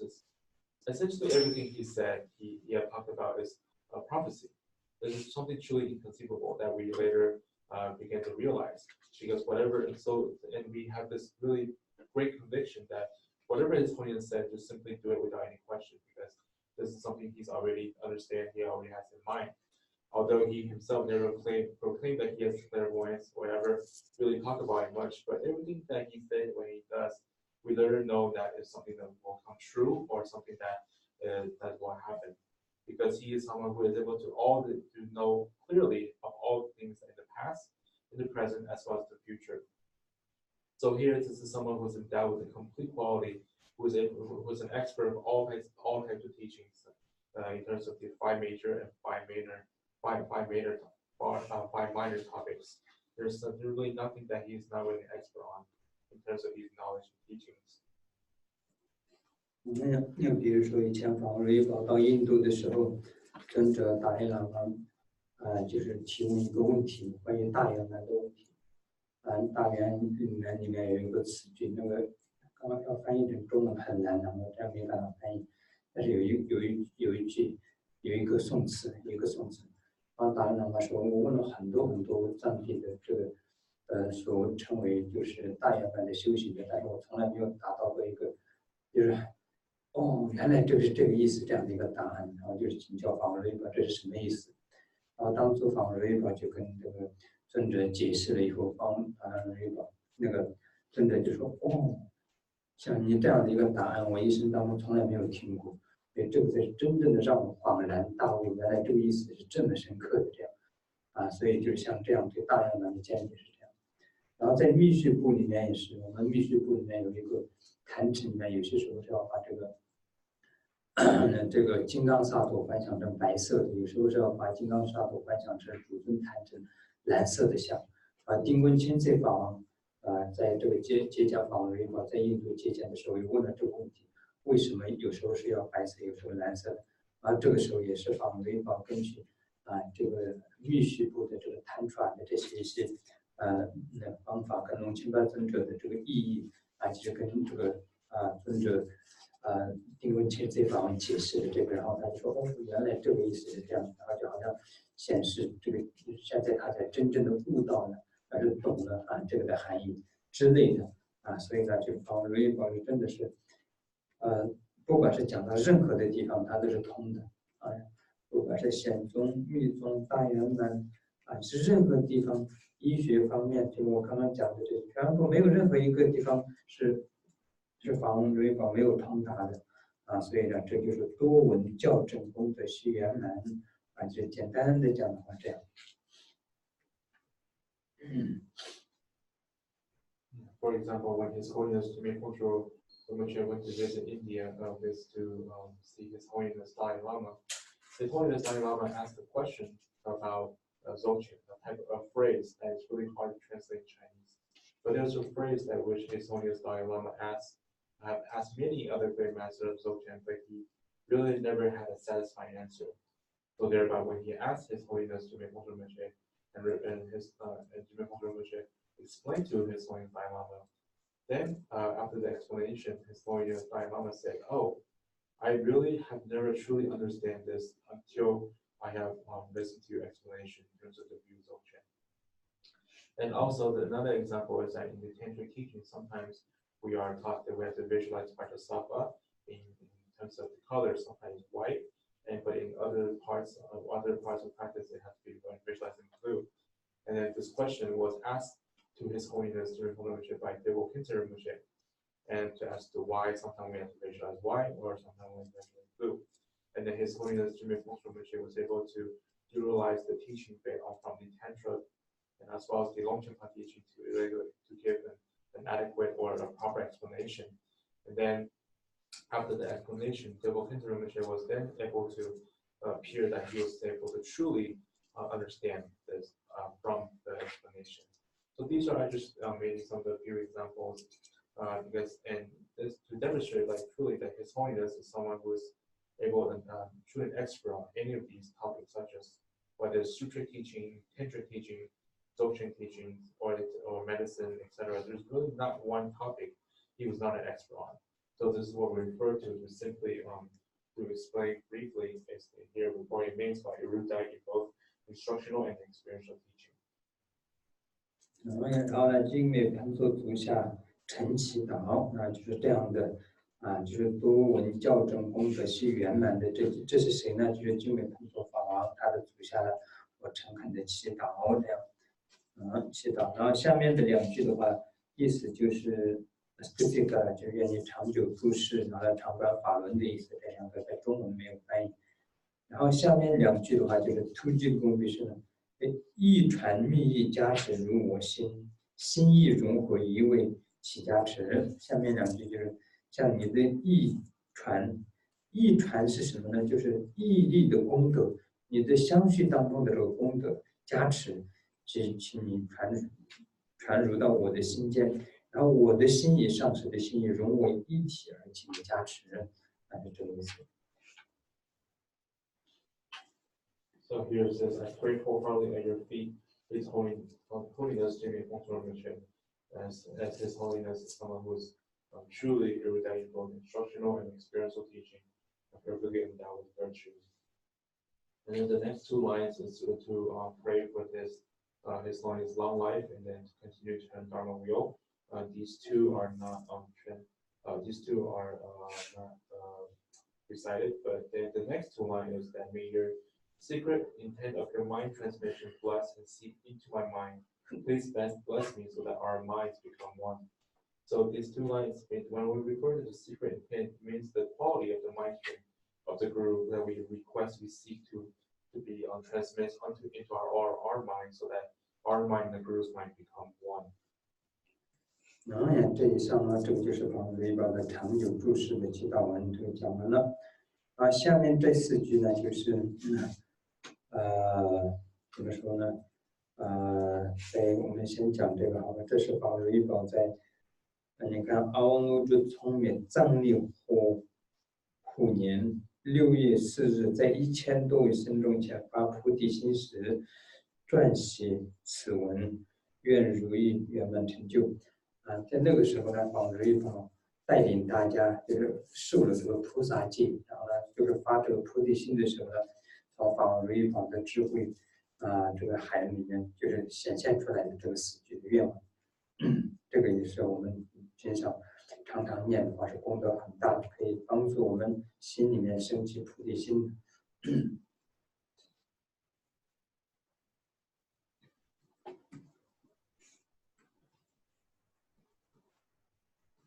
And here, the next 4 prayers is this, and we'll first say the prayer was written by Lama Drimed on the 4th day on the 6th month of the year of fire factor, the presence of over 1,000 Sangha members at the time of developing bodhicitta. So this was composed during the time when His Holiness had led the bestowing of the Bodhisattva vow, and these prayers appear. This prayer appeared from His wisdom mind, that was like an ocean would appear. So this prayer, if we're able to recite often, will be really great benefit for us to develop bodhicitta. 这也就是说，愿我此生来至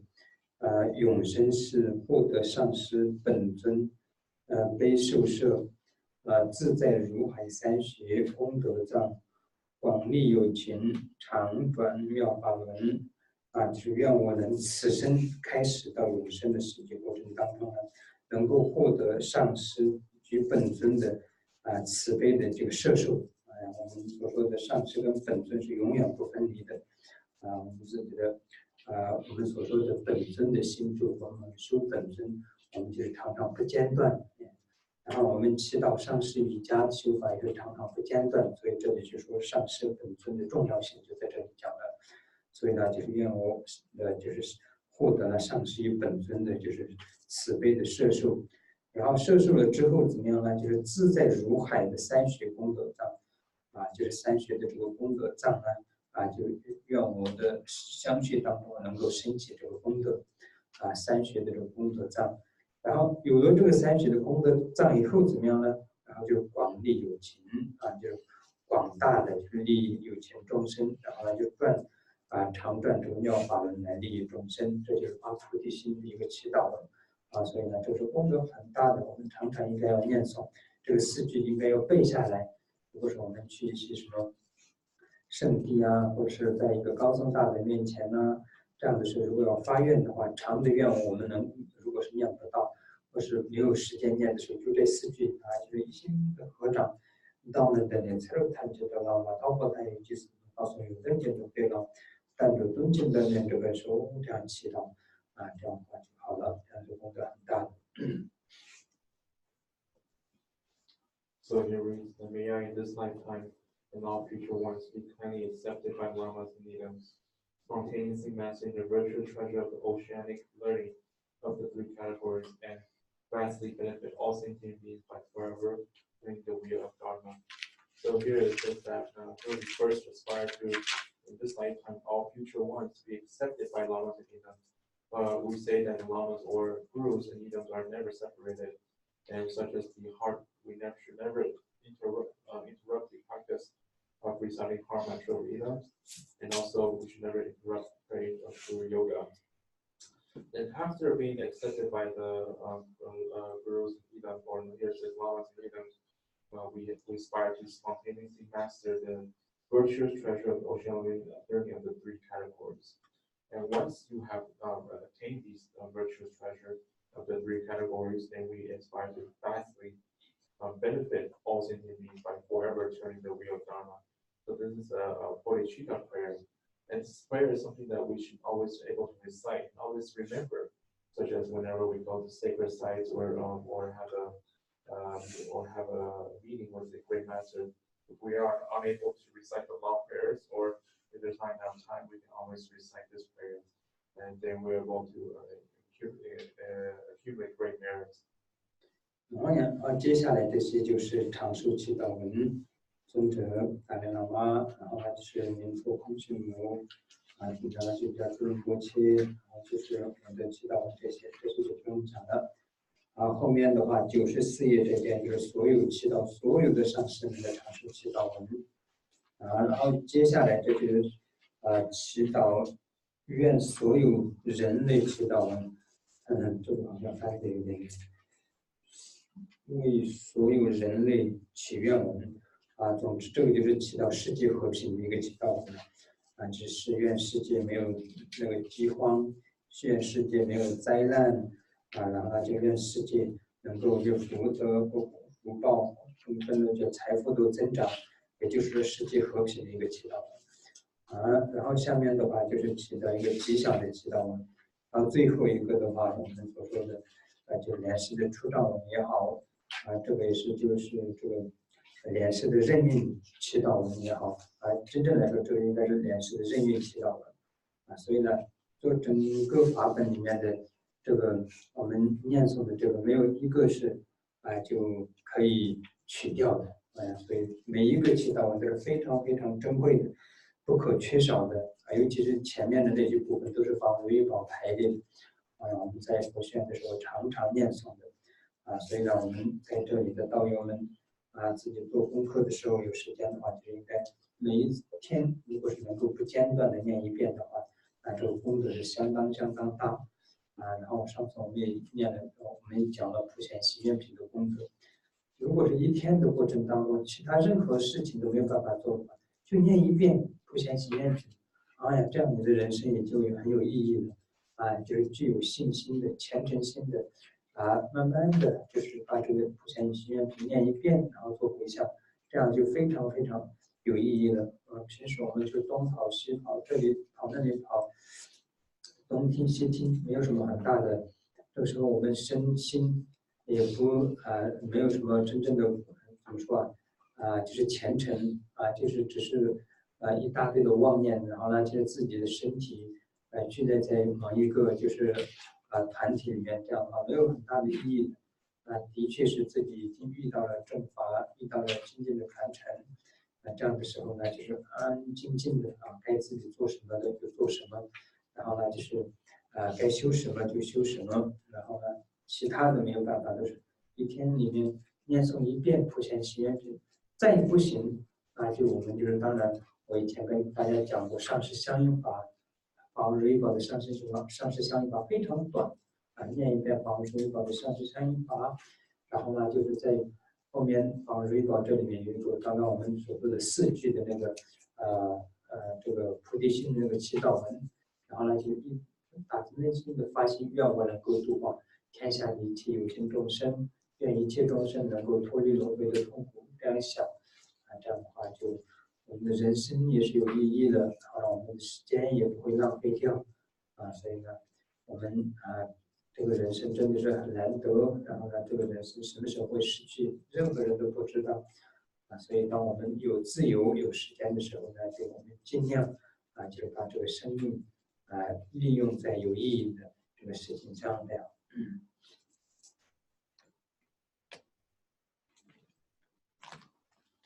And after this prayer, becomes the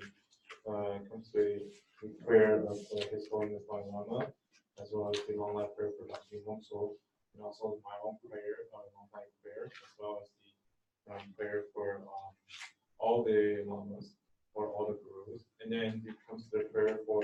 says prayer for all people, but it means this prayer is meant for world peace, such that there's no hunger, and no disaster, and all the merits of all will be enhanced. And then comes the verses for auspiciousness. And then lastly is the spontaneous prayer of the Guru Rinpoche. So the entire daily recitation prayer book, there's really nothing that can be omitted. They are actually all precious and really profound prayers. And then the first, in such that the first part was arranged personally by His Holiness Jimmy Rinpoche. So here, for all the Dharma friends here, whenever you engage in daily practice, if you're able to have time to be able to recite this whole prayer every day uninterrupted, will allow you to really have immense merit. And even if every day you're so busy, you don't have any extra time, but even if you're able to just recite just one time, as we have talked about the Kingdom Noble prayer previously, the merit or the quality of Kingdom Noble prayer, even if one time every day if you are really busy and can't do anything else, then your life will become meaningful. Your human life is will be meaningful. To be able to recite this prayer in a genuine devotion and genuine heart, and then do a dedication merit. This is something that will be really meaningful, even if you just recite this prayer once, this Kingdom Noble prayer once. Sometimes when we may go to different places, we go listen to this and that. We may go to different places. Sometimes when our mind and body lacks devotion, and just simply remain in a group without any sense of devotion, that's not really helpful. And because for you to be able to truly encounter genuine Buddha Dharma, to encounter this pure lineage is really something of your own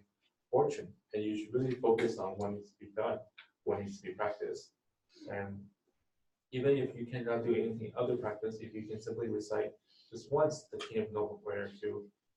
then that will be really meaningful for your life. If you really not even this, then you can just simply practice. You can practice the Guru Yoga by His Holiness Rinpoche, and then the 4 verses of Bodhicitta we just talked about, and really pray wholeheartedly that you can benefit all sentient beings, and that all sentient beings be free from samsara. If you can do so, then your life will become meaningful. Your time will not be wasted. So that because this human body is something that's truly rare, and we don't know when we're going to lose it. So thereby, while we still have this freedom, we really need to utilize our life and our time on something that's meaningful. 尤其是在普贤行愿品里面，上次我们讲到，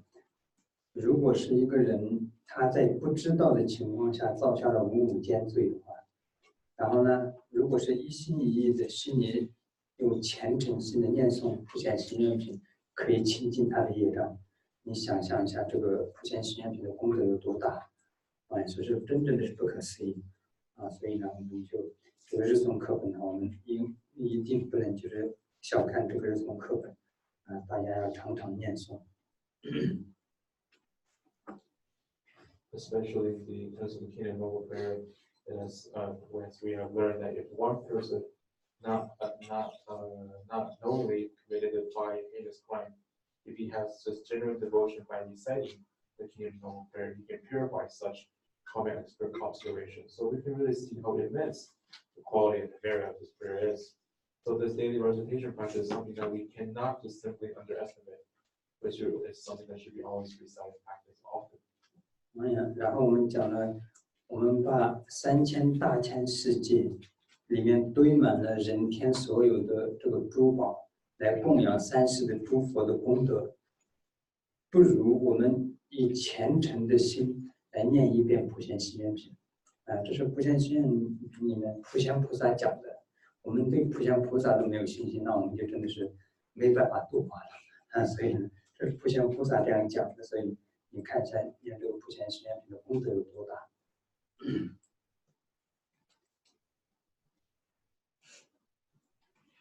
And also, it has been taught in the prayer that even if you accumulate the thousands of worlds, the 3,000 worlds, and all 2,000 worlds, to fill up these worlds with jewels and offer them to the Buddha,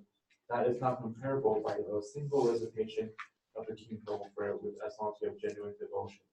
This was just the word told exactly by this Bodhisattva Samudabhadra. If we don't have devotion to Samudabhadra Bodhisattva, then it's really hard to really become liberated to do anything else. So we can really see how immense the merit, the quality of this prayer is. 所以当我们有信心，然后念诵这个这个日诵课本的时候，我们了解了它的功德的时候呢，我们就会有信心。有信心在念的时候，那功德就更大所以呢，就是很久以前我就想讲一遍这个我们的这个日诵课本，但是呢一直都没有时间。这次呢，就是终于的抽出来时间把这个讲完了。今天呢，就圆满的简单的介绍一下，当然要仔细的深入的去讲的话还有很多了，那我也不会讲那么深入的。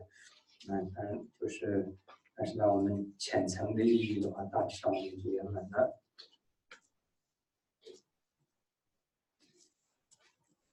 So here, once we have understand the quality of these prayers on composing the recitation books, we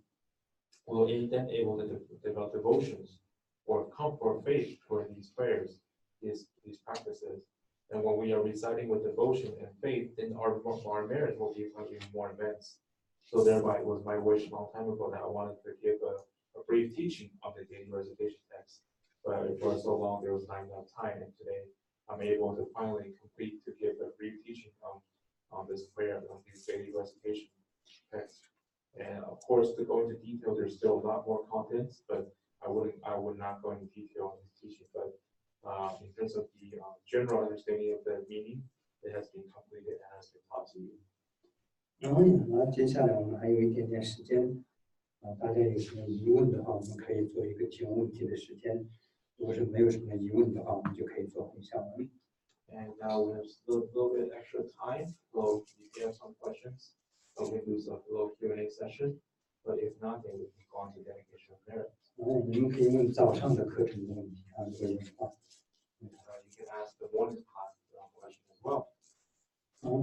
上提到说那个心间会有三滴血，那我们知道吗？它是吐出来还是在心里面？ Okay.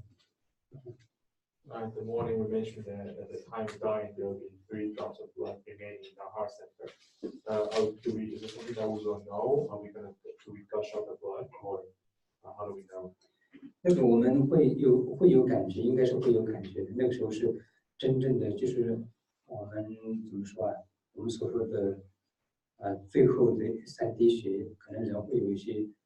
刺痛这样的，也许会这样。我们看是看不到，不会出来。The answer is that we will have a sense of feeling or experience in terms of the last 3 blood. There might be a sense of slight pinch,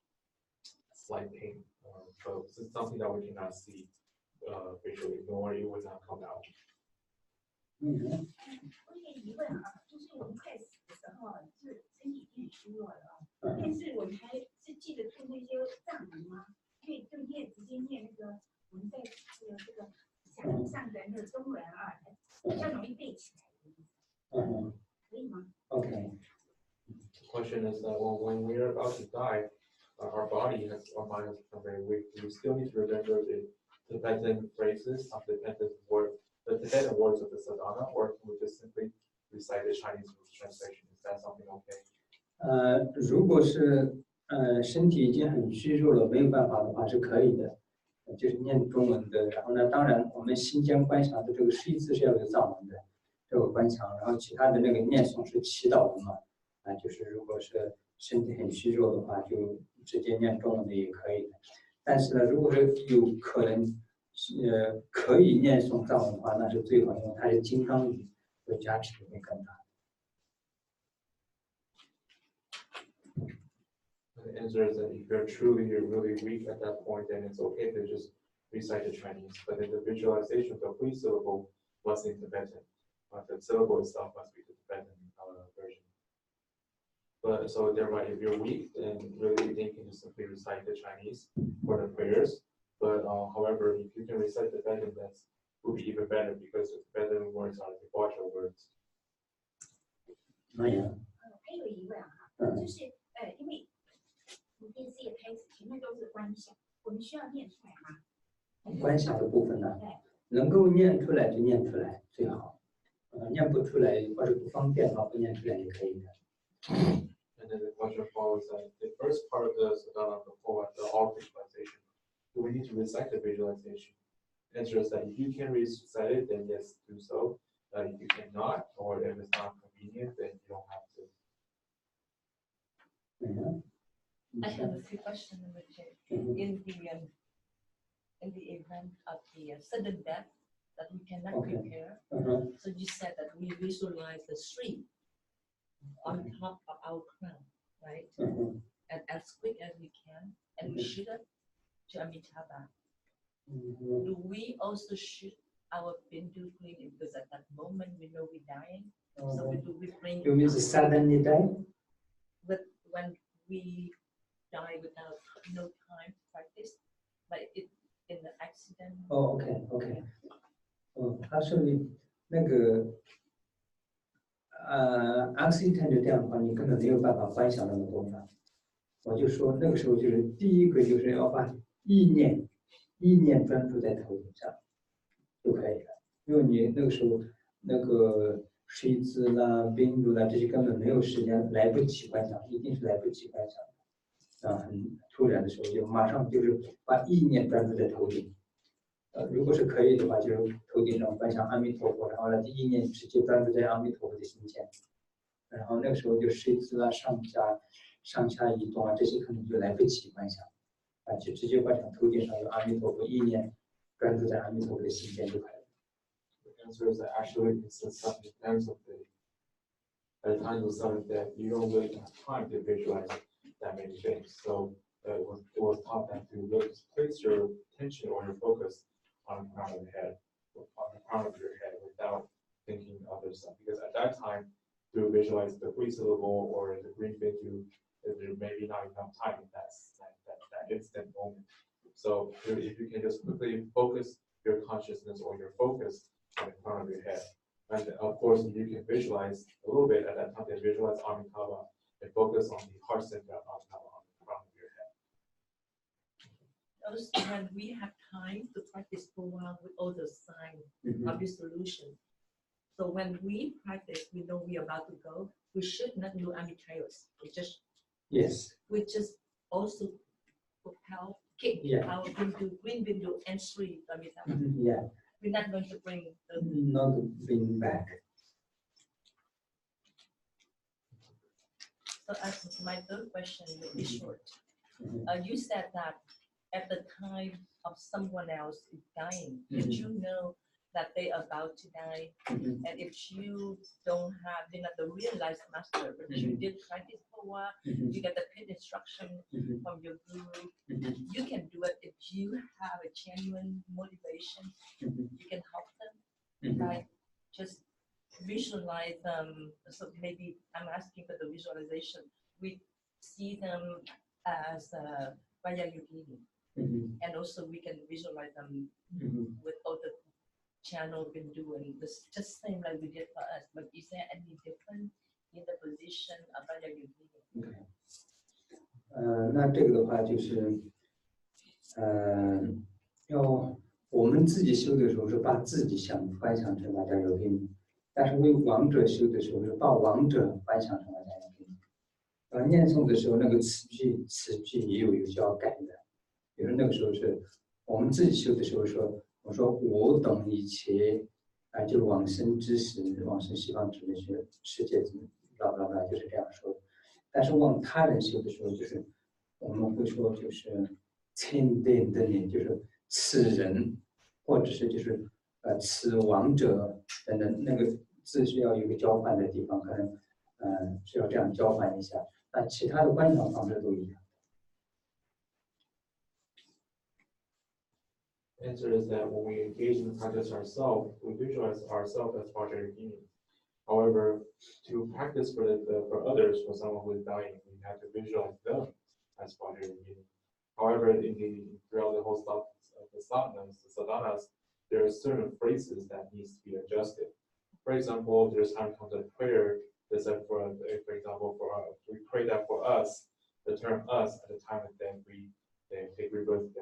etc. But if you were to practice for someone else, the term us or the subject should be that change that person. For example, this person or this dying person, etc. So the subject has to be switched if you were to engage in a practice for other people.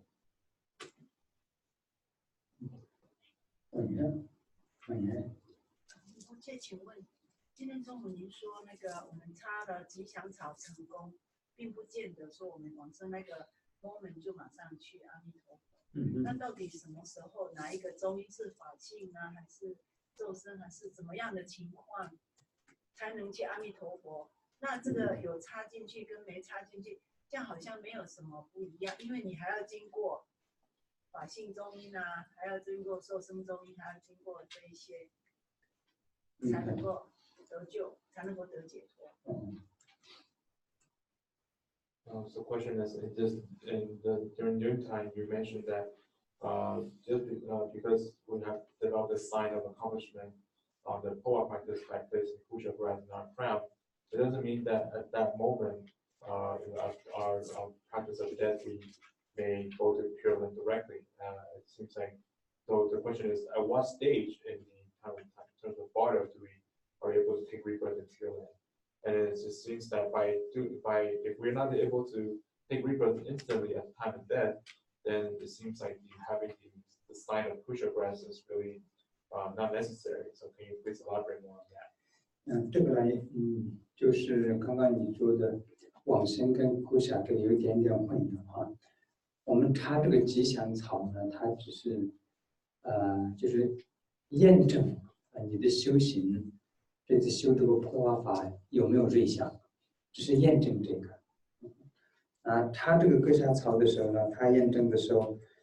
比如说我们这次就是大部分的人都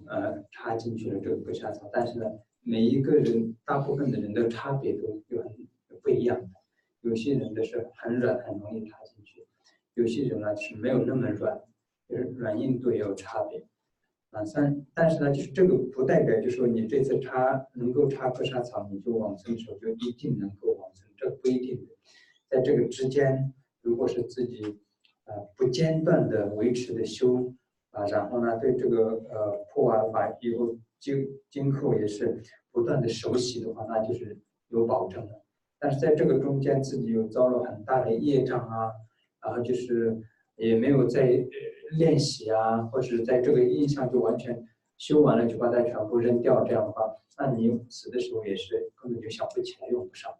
这样，这个就是这个插格夏草的这个部分的回答然后呢，我们所说的往生的部分是怎么样呢？如果是我们这个修这个破瓦法修得成功，就是真正成功了之后，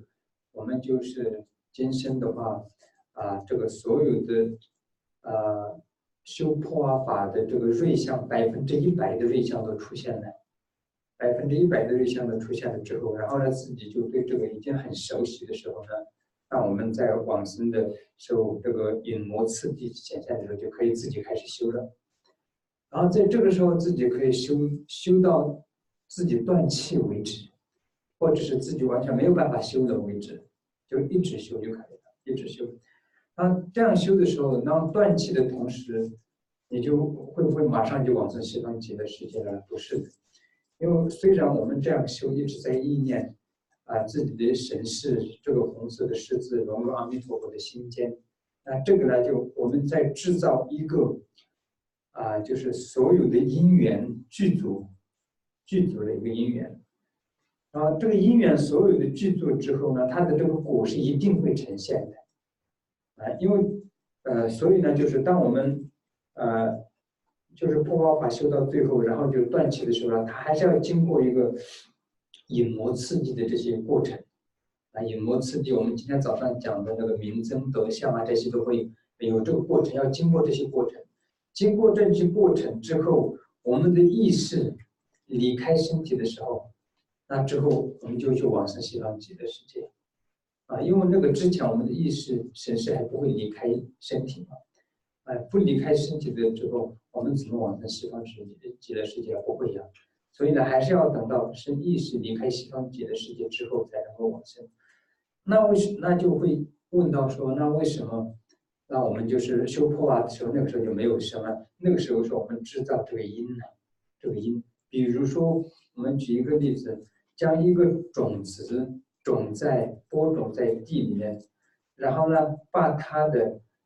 温度、湿度，然后呢就是这个肥料全部都剧组完了之后，那它会不会马上就长苗啊？不会马上长苗，它有一个阶段的时间，这个阶段的时间，然后它就那个时间一到，它苗才长起来，啊，所以是一样的。这个之前你的那个作为就是变成一个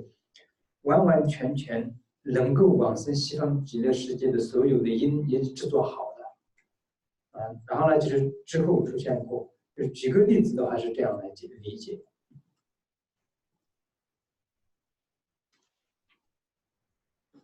So there are two parts of the answer. The first part is that it seems like there's some confusion. The placing of the kusha breast on the crown of your head is to see whether you have shown the sign of accomplishment of the Powa practice. And the kusha breast, for example, at this time many people are able to place the kusha breast on the crown of the head, but there's still a difference among the practitioners. Some practitioners' crown are very soft and easy to place, and some are harder to place a kusha breast. But that doesn't mean that once you are able to place the kusha breast on the crown of your head, you are definitely able to. You have already succeeded in taking rebirth. You will definitely succeed in taking rebirth in Dewa Chen, because you still require throughout the whole time until you're dead. You need to continue to practice to familiarize yourself with the process of the practice. And then you will have the confidence that once you have all the signs that appear, then you have the confidence that it will for sure work. But in the middle, also, if you have committed some serious negative karmic obscuration,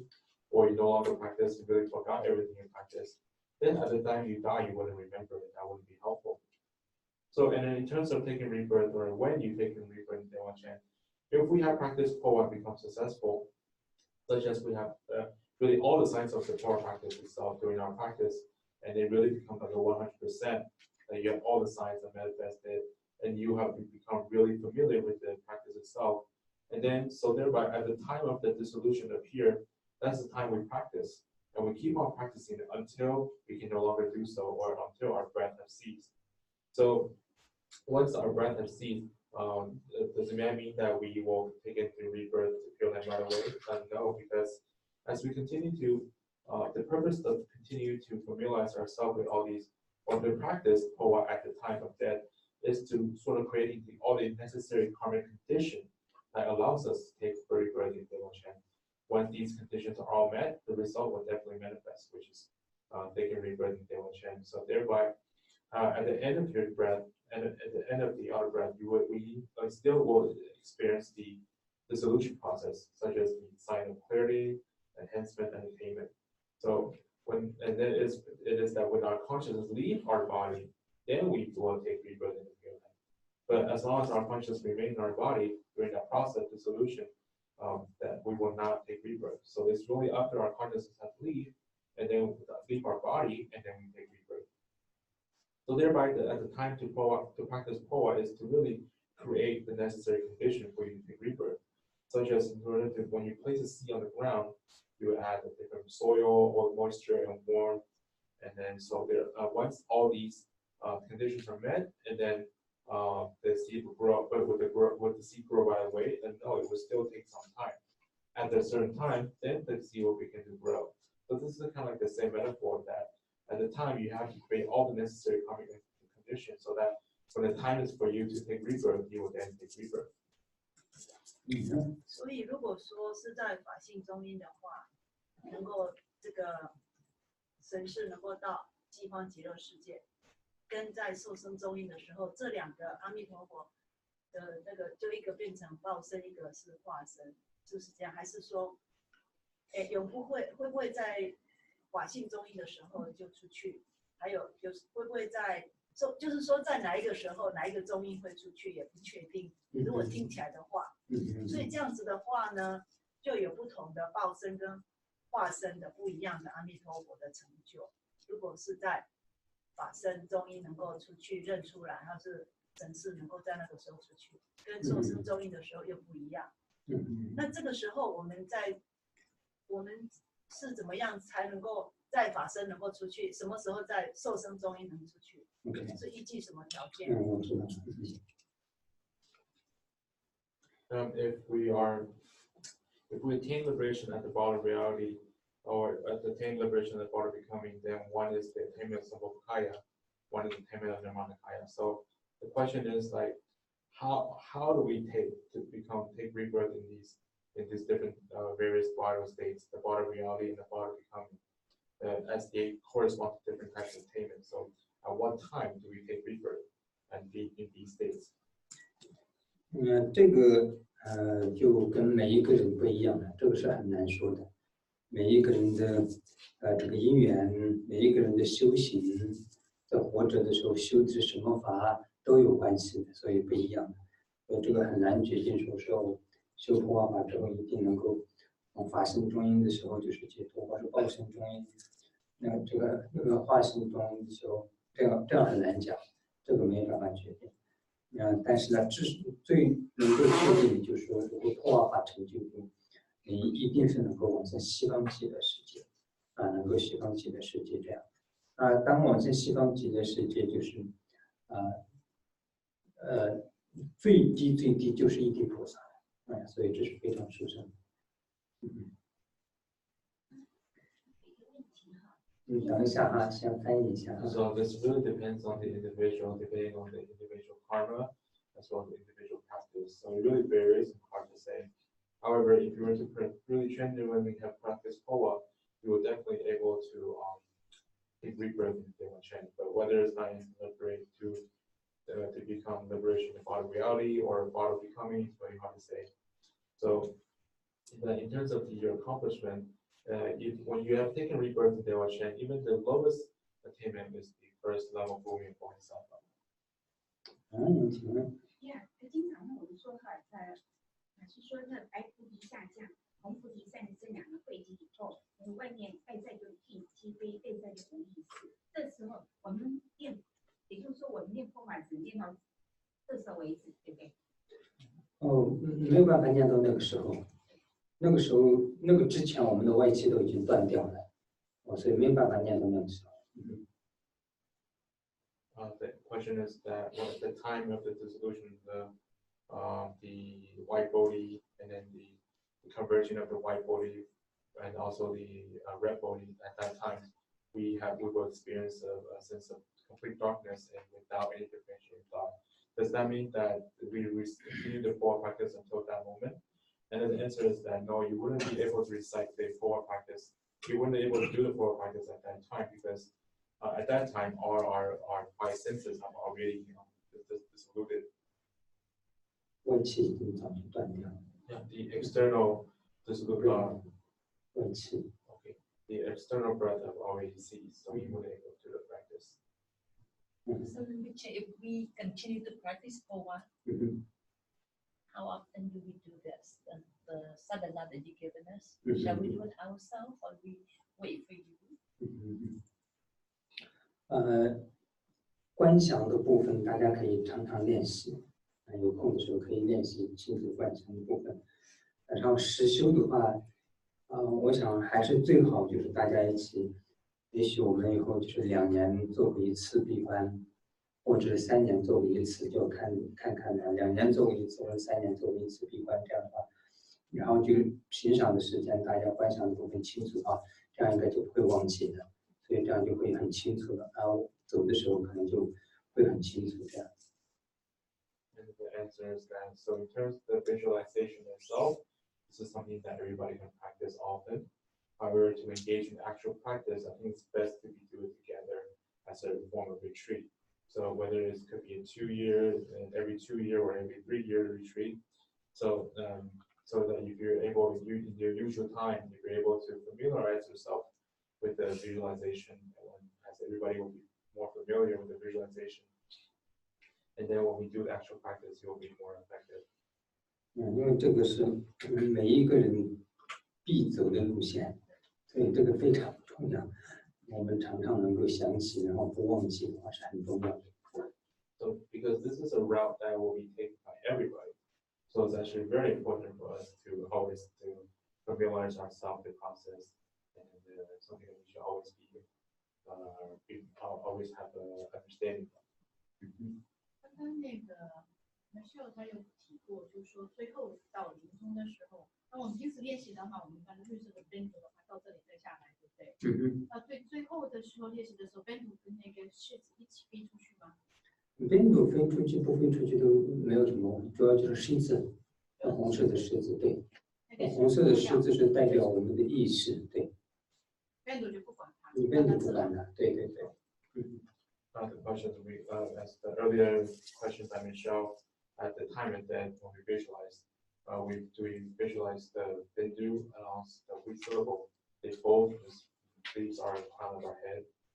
so we have to visualize both, correct? The answer is that whether or not the bindu leaves are in front of our head, that doesn't matter. But the important thing is that at the time of death, when we are actually engaged in actual practice, it is very important that the wheat syllable leaves the crown of our head as form of visualization. 然后平时大家然后想要练习这个破瓦的话，就最重要就是观想的部分，大家都熟悉。观想把自己观想成这个金刚瑜伽母的部分，然后中央的这个中脉，然后里面的这个绿色的明点，上面的是一次，然后头顶的阿弥陀佛这些就是常常能够意念观想的，就这样一个。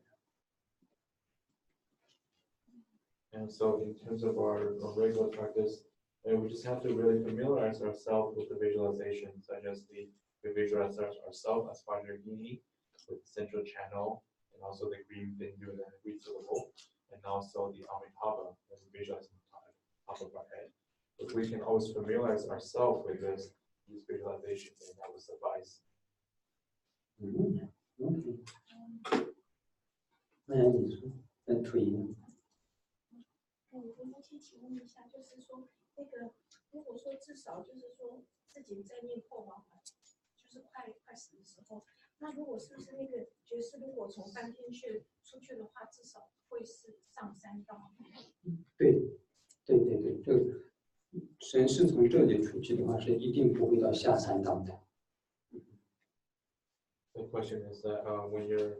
about to die and recite the Prabha, if so, does it mean that if your consciousness leaves the crown of your head, it means that you will be taking rebirth in the upper three realms? The answer is yes. If your consciousness will leave from the crown of your head, you will for sure not take rebirth in the lower three realms. 我看的观想哈，从第4页开始，这就是到了4、5、6，然后第7页是开始是实修。对，第一个 part 那个祈祷文，那个就是观想的部分。The question is regarding the sadhana. The first couple part is the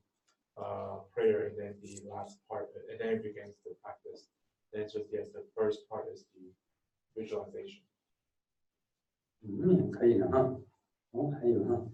不见，不好意思，我想请问一下，阿弥陀佛，他是无量光无量寿，寿命是没有止境，对不对？那为什么会有它的结束会尽，然后是观音菩萨在结尾？OK， Question is that we have learned in the teaching of the sutra that Amitabha is the Buddha of boundless light and infinite light. But why is there time that why is also mentioned that the Amitabha time of Amitabha will end, and then Avalokiteshvara at that time will be taking over and then become manifested as another Buddha. 这个不是像我们人生这样把生命一个人的生命结束了，然后呢就另外一个人来就是持这个传承，不是这样的。阿弥陀佛他已经在一个佛的境界了，他已经是佛，但是呢佛的境界他去入涅槃，不是跟我们现在所谓的死亡不一样，但是没有说所谓的有个死亡在那里。跟我们现在这个是不一样。退休， OK， 这样理解应该 OK。阿弥陀佛有特性的。Answer is that you cannot perceive this like an ordinary human life where one person dies and then another person takes over lineage per se. Amitabha is already a level of Buddha, and then the concept of parinirvana is really completely different from the ordinary death that we are familiar with. So this is really like a different level of being, or different levels, or different states. 那我们是不是也是不死到了那个境界？你说到西方极乐世界，西方极乐世界的时候，到了西方极乐世界的时候，那个时候我们就，寿命是很长的，所以叫做无量。但是你可以换这个生命，然后幻化成各个世界的这个菩萨啊，或者众生啊，去度化众生，这样可以。The next question is, are we also going to be undying once we are taking rebirth in Dewa-Chen? The answer is that when we are taking rebirth in Dewa-Chen, our lives are really long, very immense. That's why it's called infinite. But actually, you can manifest your life in this different sentient being, a different manifestation to benefit sentient being. 那么经常上有提到说，如果已经往生数十年的话，有出去然后再帮他做破王法，也可以利益他。那我想请问一下，譬如说这个王者已经就是如果还在六道轮回，就说是怎么样做破王法可以再利益他？是说利益他已经来生这一世，还是说以后他未来世The question is that this morning you have mentioned that for those beings who have passed for several years, they can be benefited through the core practice only by those who have attained the first Buddhi. So how does it benefit them? Does it benefit in their life or when they take rebirth or in their next life? 这个是最主要，就是还在中阴的众生，就算是死了很久了，但是还没有投胎的中阴的众生，或者是甚至是在地狱道里面的这样的众生的话，是可以利益。如果是已经投生的话，可能就是不是修破王法，是可以把它修一些别的法。然后呢，就可以利益到他，比如说，如果是他投身到动物里面去的话，就是帮他修一些，比如说是金刚萨埵，然后清净他的业障，然后就是他赶快从这个动物的生命结束这个生命，然后投身到人道或者如果是已经投身到人的话呢，就让他帮他修法助念，可以让他能够接触到佛法，然后修习佛法，然后成就等等的，就是有不一样的这个。利益的方法这样。So the core practice, this one, in that scenario, it really pertains to the subject of the practice, which are those beings who are still remaining in the water state, and yet after many years since they have not yet taken rebirth, or such that they are dwelling in the lower hell realm. If they have, if they have taken rebirth but have not. Then it will not be core practice, it will be some type of other practice. For example, if the person has taken rebirth in the animal realm, then you can engage in practice by the safa to end for them so that they can end to purify their negative karma so that they will no longer endure the suffering animal realm and take rebirth in the human realm. Or if they are already taking rebirth in the human realm, they are able to practice for that so that they can encounter the genuine Buddha Dharma, engage in a practice, and become accomplished and motivated. 我再问一个问题。好，请问一下仁波切，今天我才知道说那个金刚瑜伽尼两个在古仁波切当时瑜伽的观法跟在这个破王法不一样。可是我不太知道怎么样的不同，可不可以帮我解释一下？谢谢。So the question is that today I realized that the visualization of the Vajrayogini is different compared to Kriya Yoga practice versus the core practice. Can you elaborate the differences are? 在这个破王盘开始的时候呢，金刚瑜伽也是半愤怒的相，在半愤怒的相，然后就还有心中观想中脉然后睡姿等等的，然后在这个上师相应法的时候就不需用半愤怒，是极静的，而且是微笑的，就这样。对对对。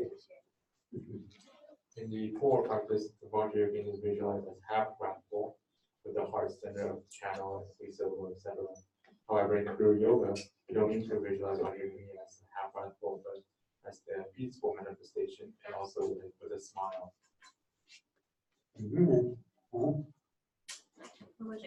还有就，如果我到了西方极乐世界，我从下品下生要进阶到中品中生的话，我是要再回到这个世界上再来做功德，还是说我就在西方极乐世界做就可以？那你说去哪里？我在西方极乐世界从下品下生不是有9品吗？对啊。我要进阶的时候，是不是还要再回来？还是说我在那边下品下生到中品中生或上品上升，就是我在进阶。哦，你说是菩萨的道啊？不是，在阿弥陀佛有9品嘛，有下品、中、上、中、下，然后上、中、下又分上、中、下。OK。他是说，如果在下品的话，不要再回来，你再回来就去不了了。Scarcity 在那边那里修。我要怎么进阶？ The question is, if I've taken rebirth in devotion, but somehow my rebirth in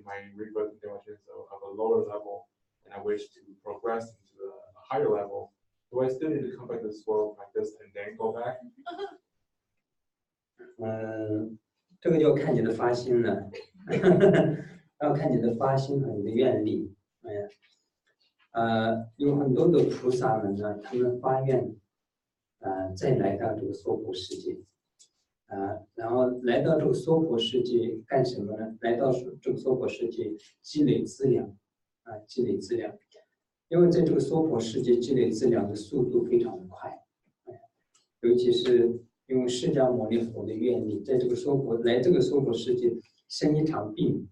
都可以积累很大的功德和资粮，所以呢，很多菩萨们的话，他们就是。会愿意来到这个娑婆世界来积累更多的资粮，然后来度化众生，这样也有。如果你不想回来，你就不要想回来就可以了。但是这是开玩笑的。第二个我是开玩笑的。总之，你到了西方极乐世界就达到了一地菩萨，直到达到了一地菩萨以后，那你就不因这个业力而牵引的。所以你就想要往生哪里，想要投胎什么样的生命，你都可以自由。也不退转。对。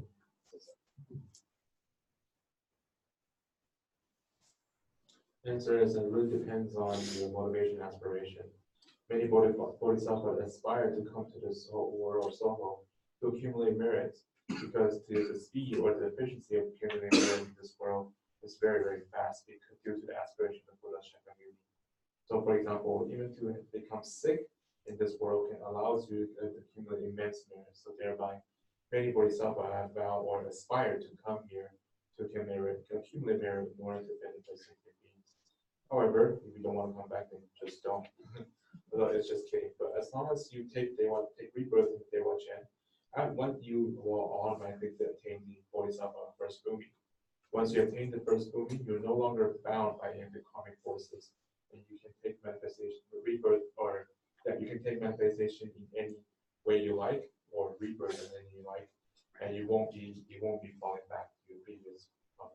previous level. Okay, so now we go to dedication merit, page 37.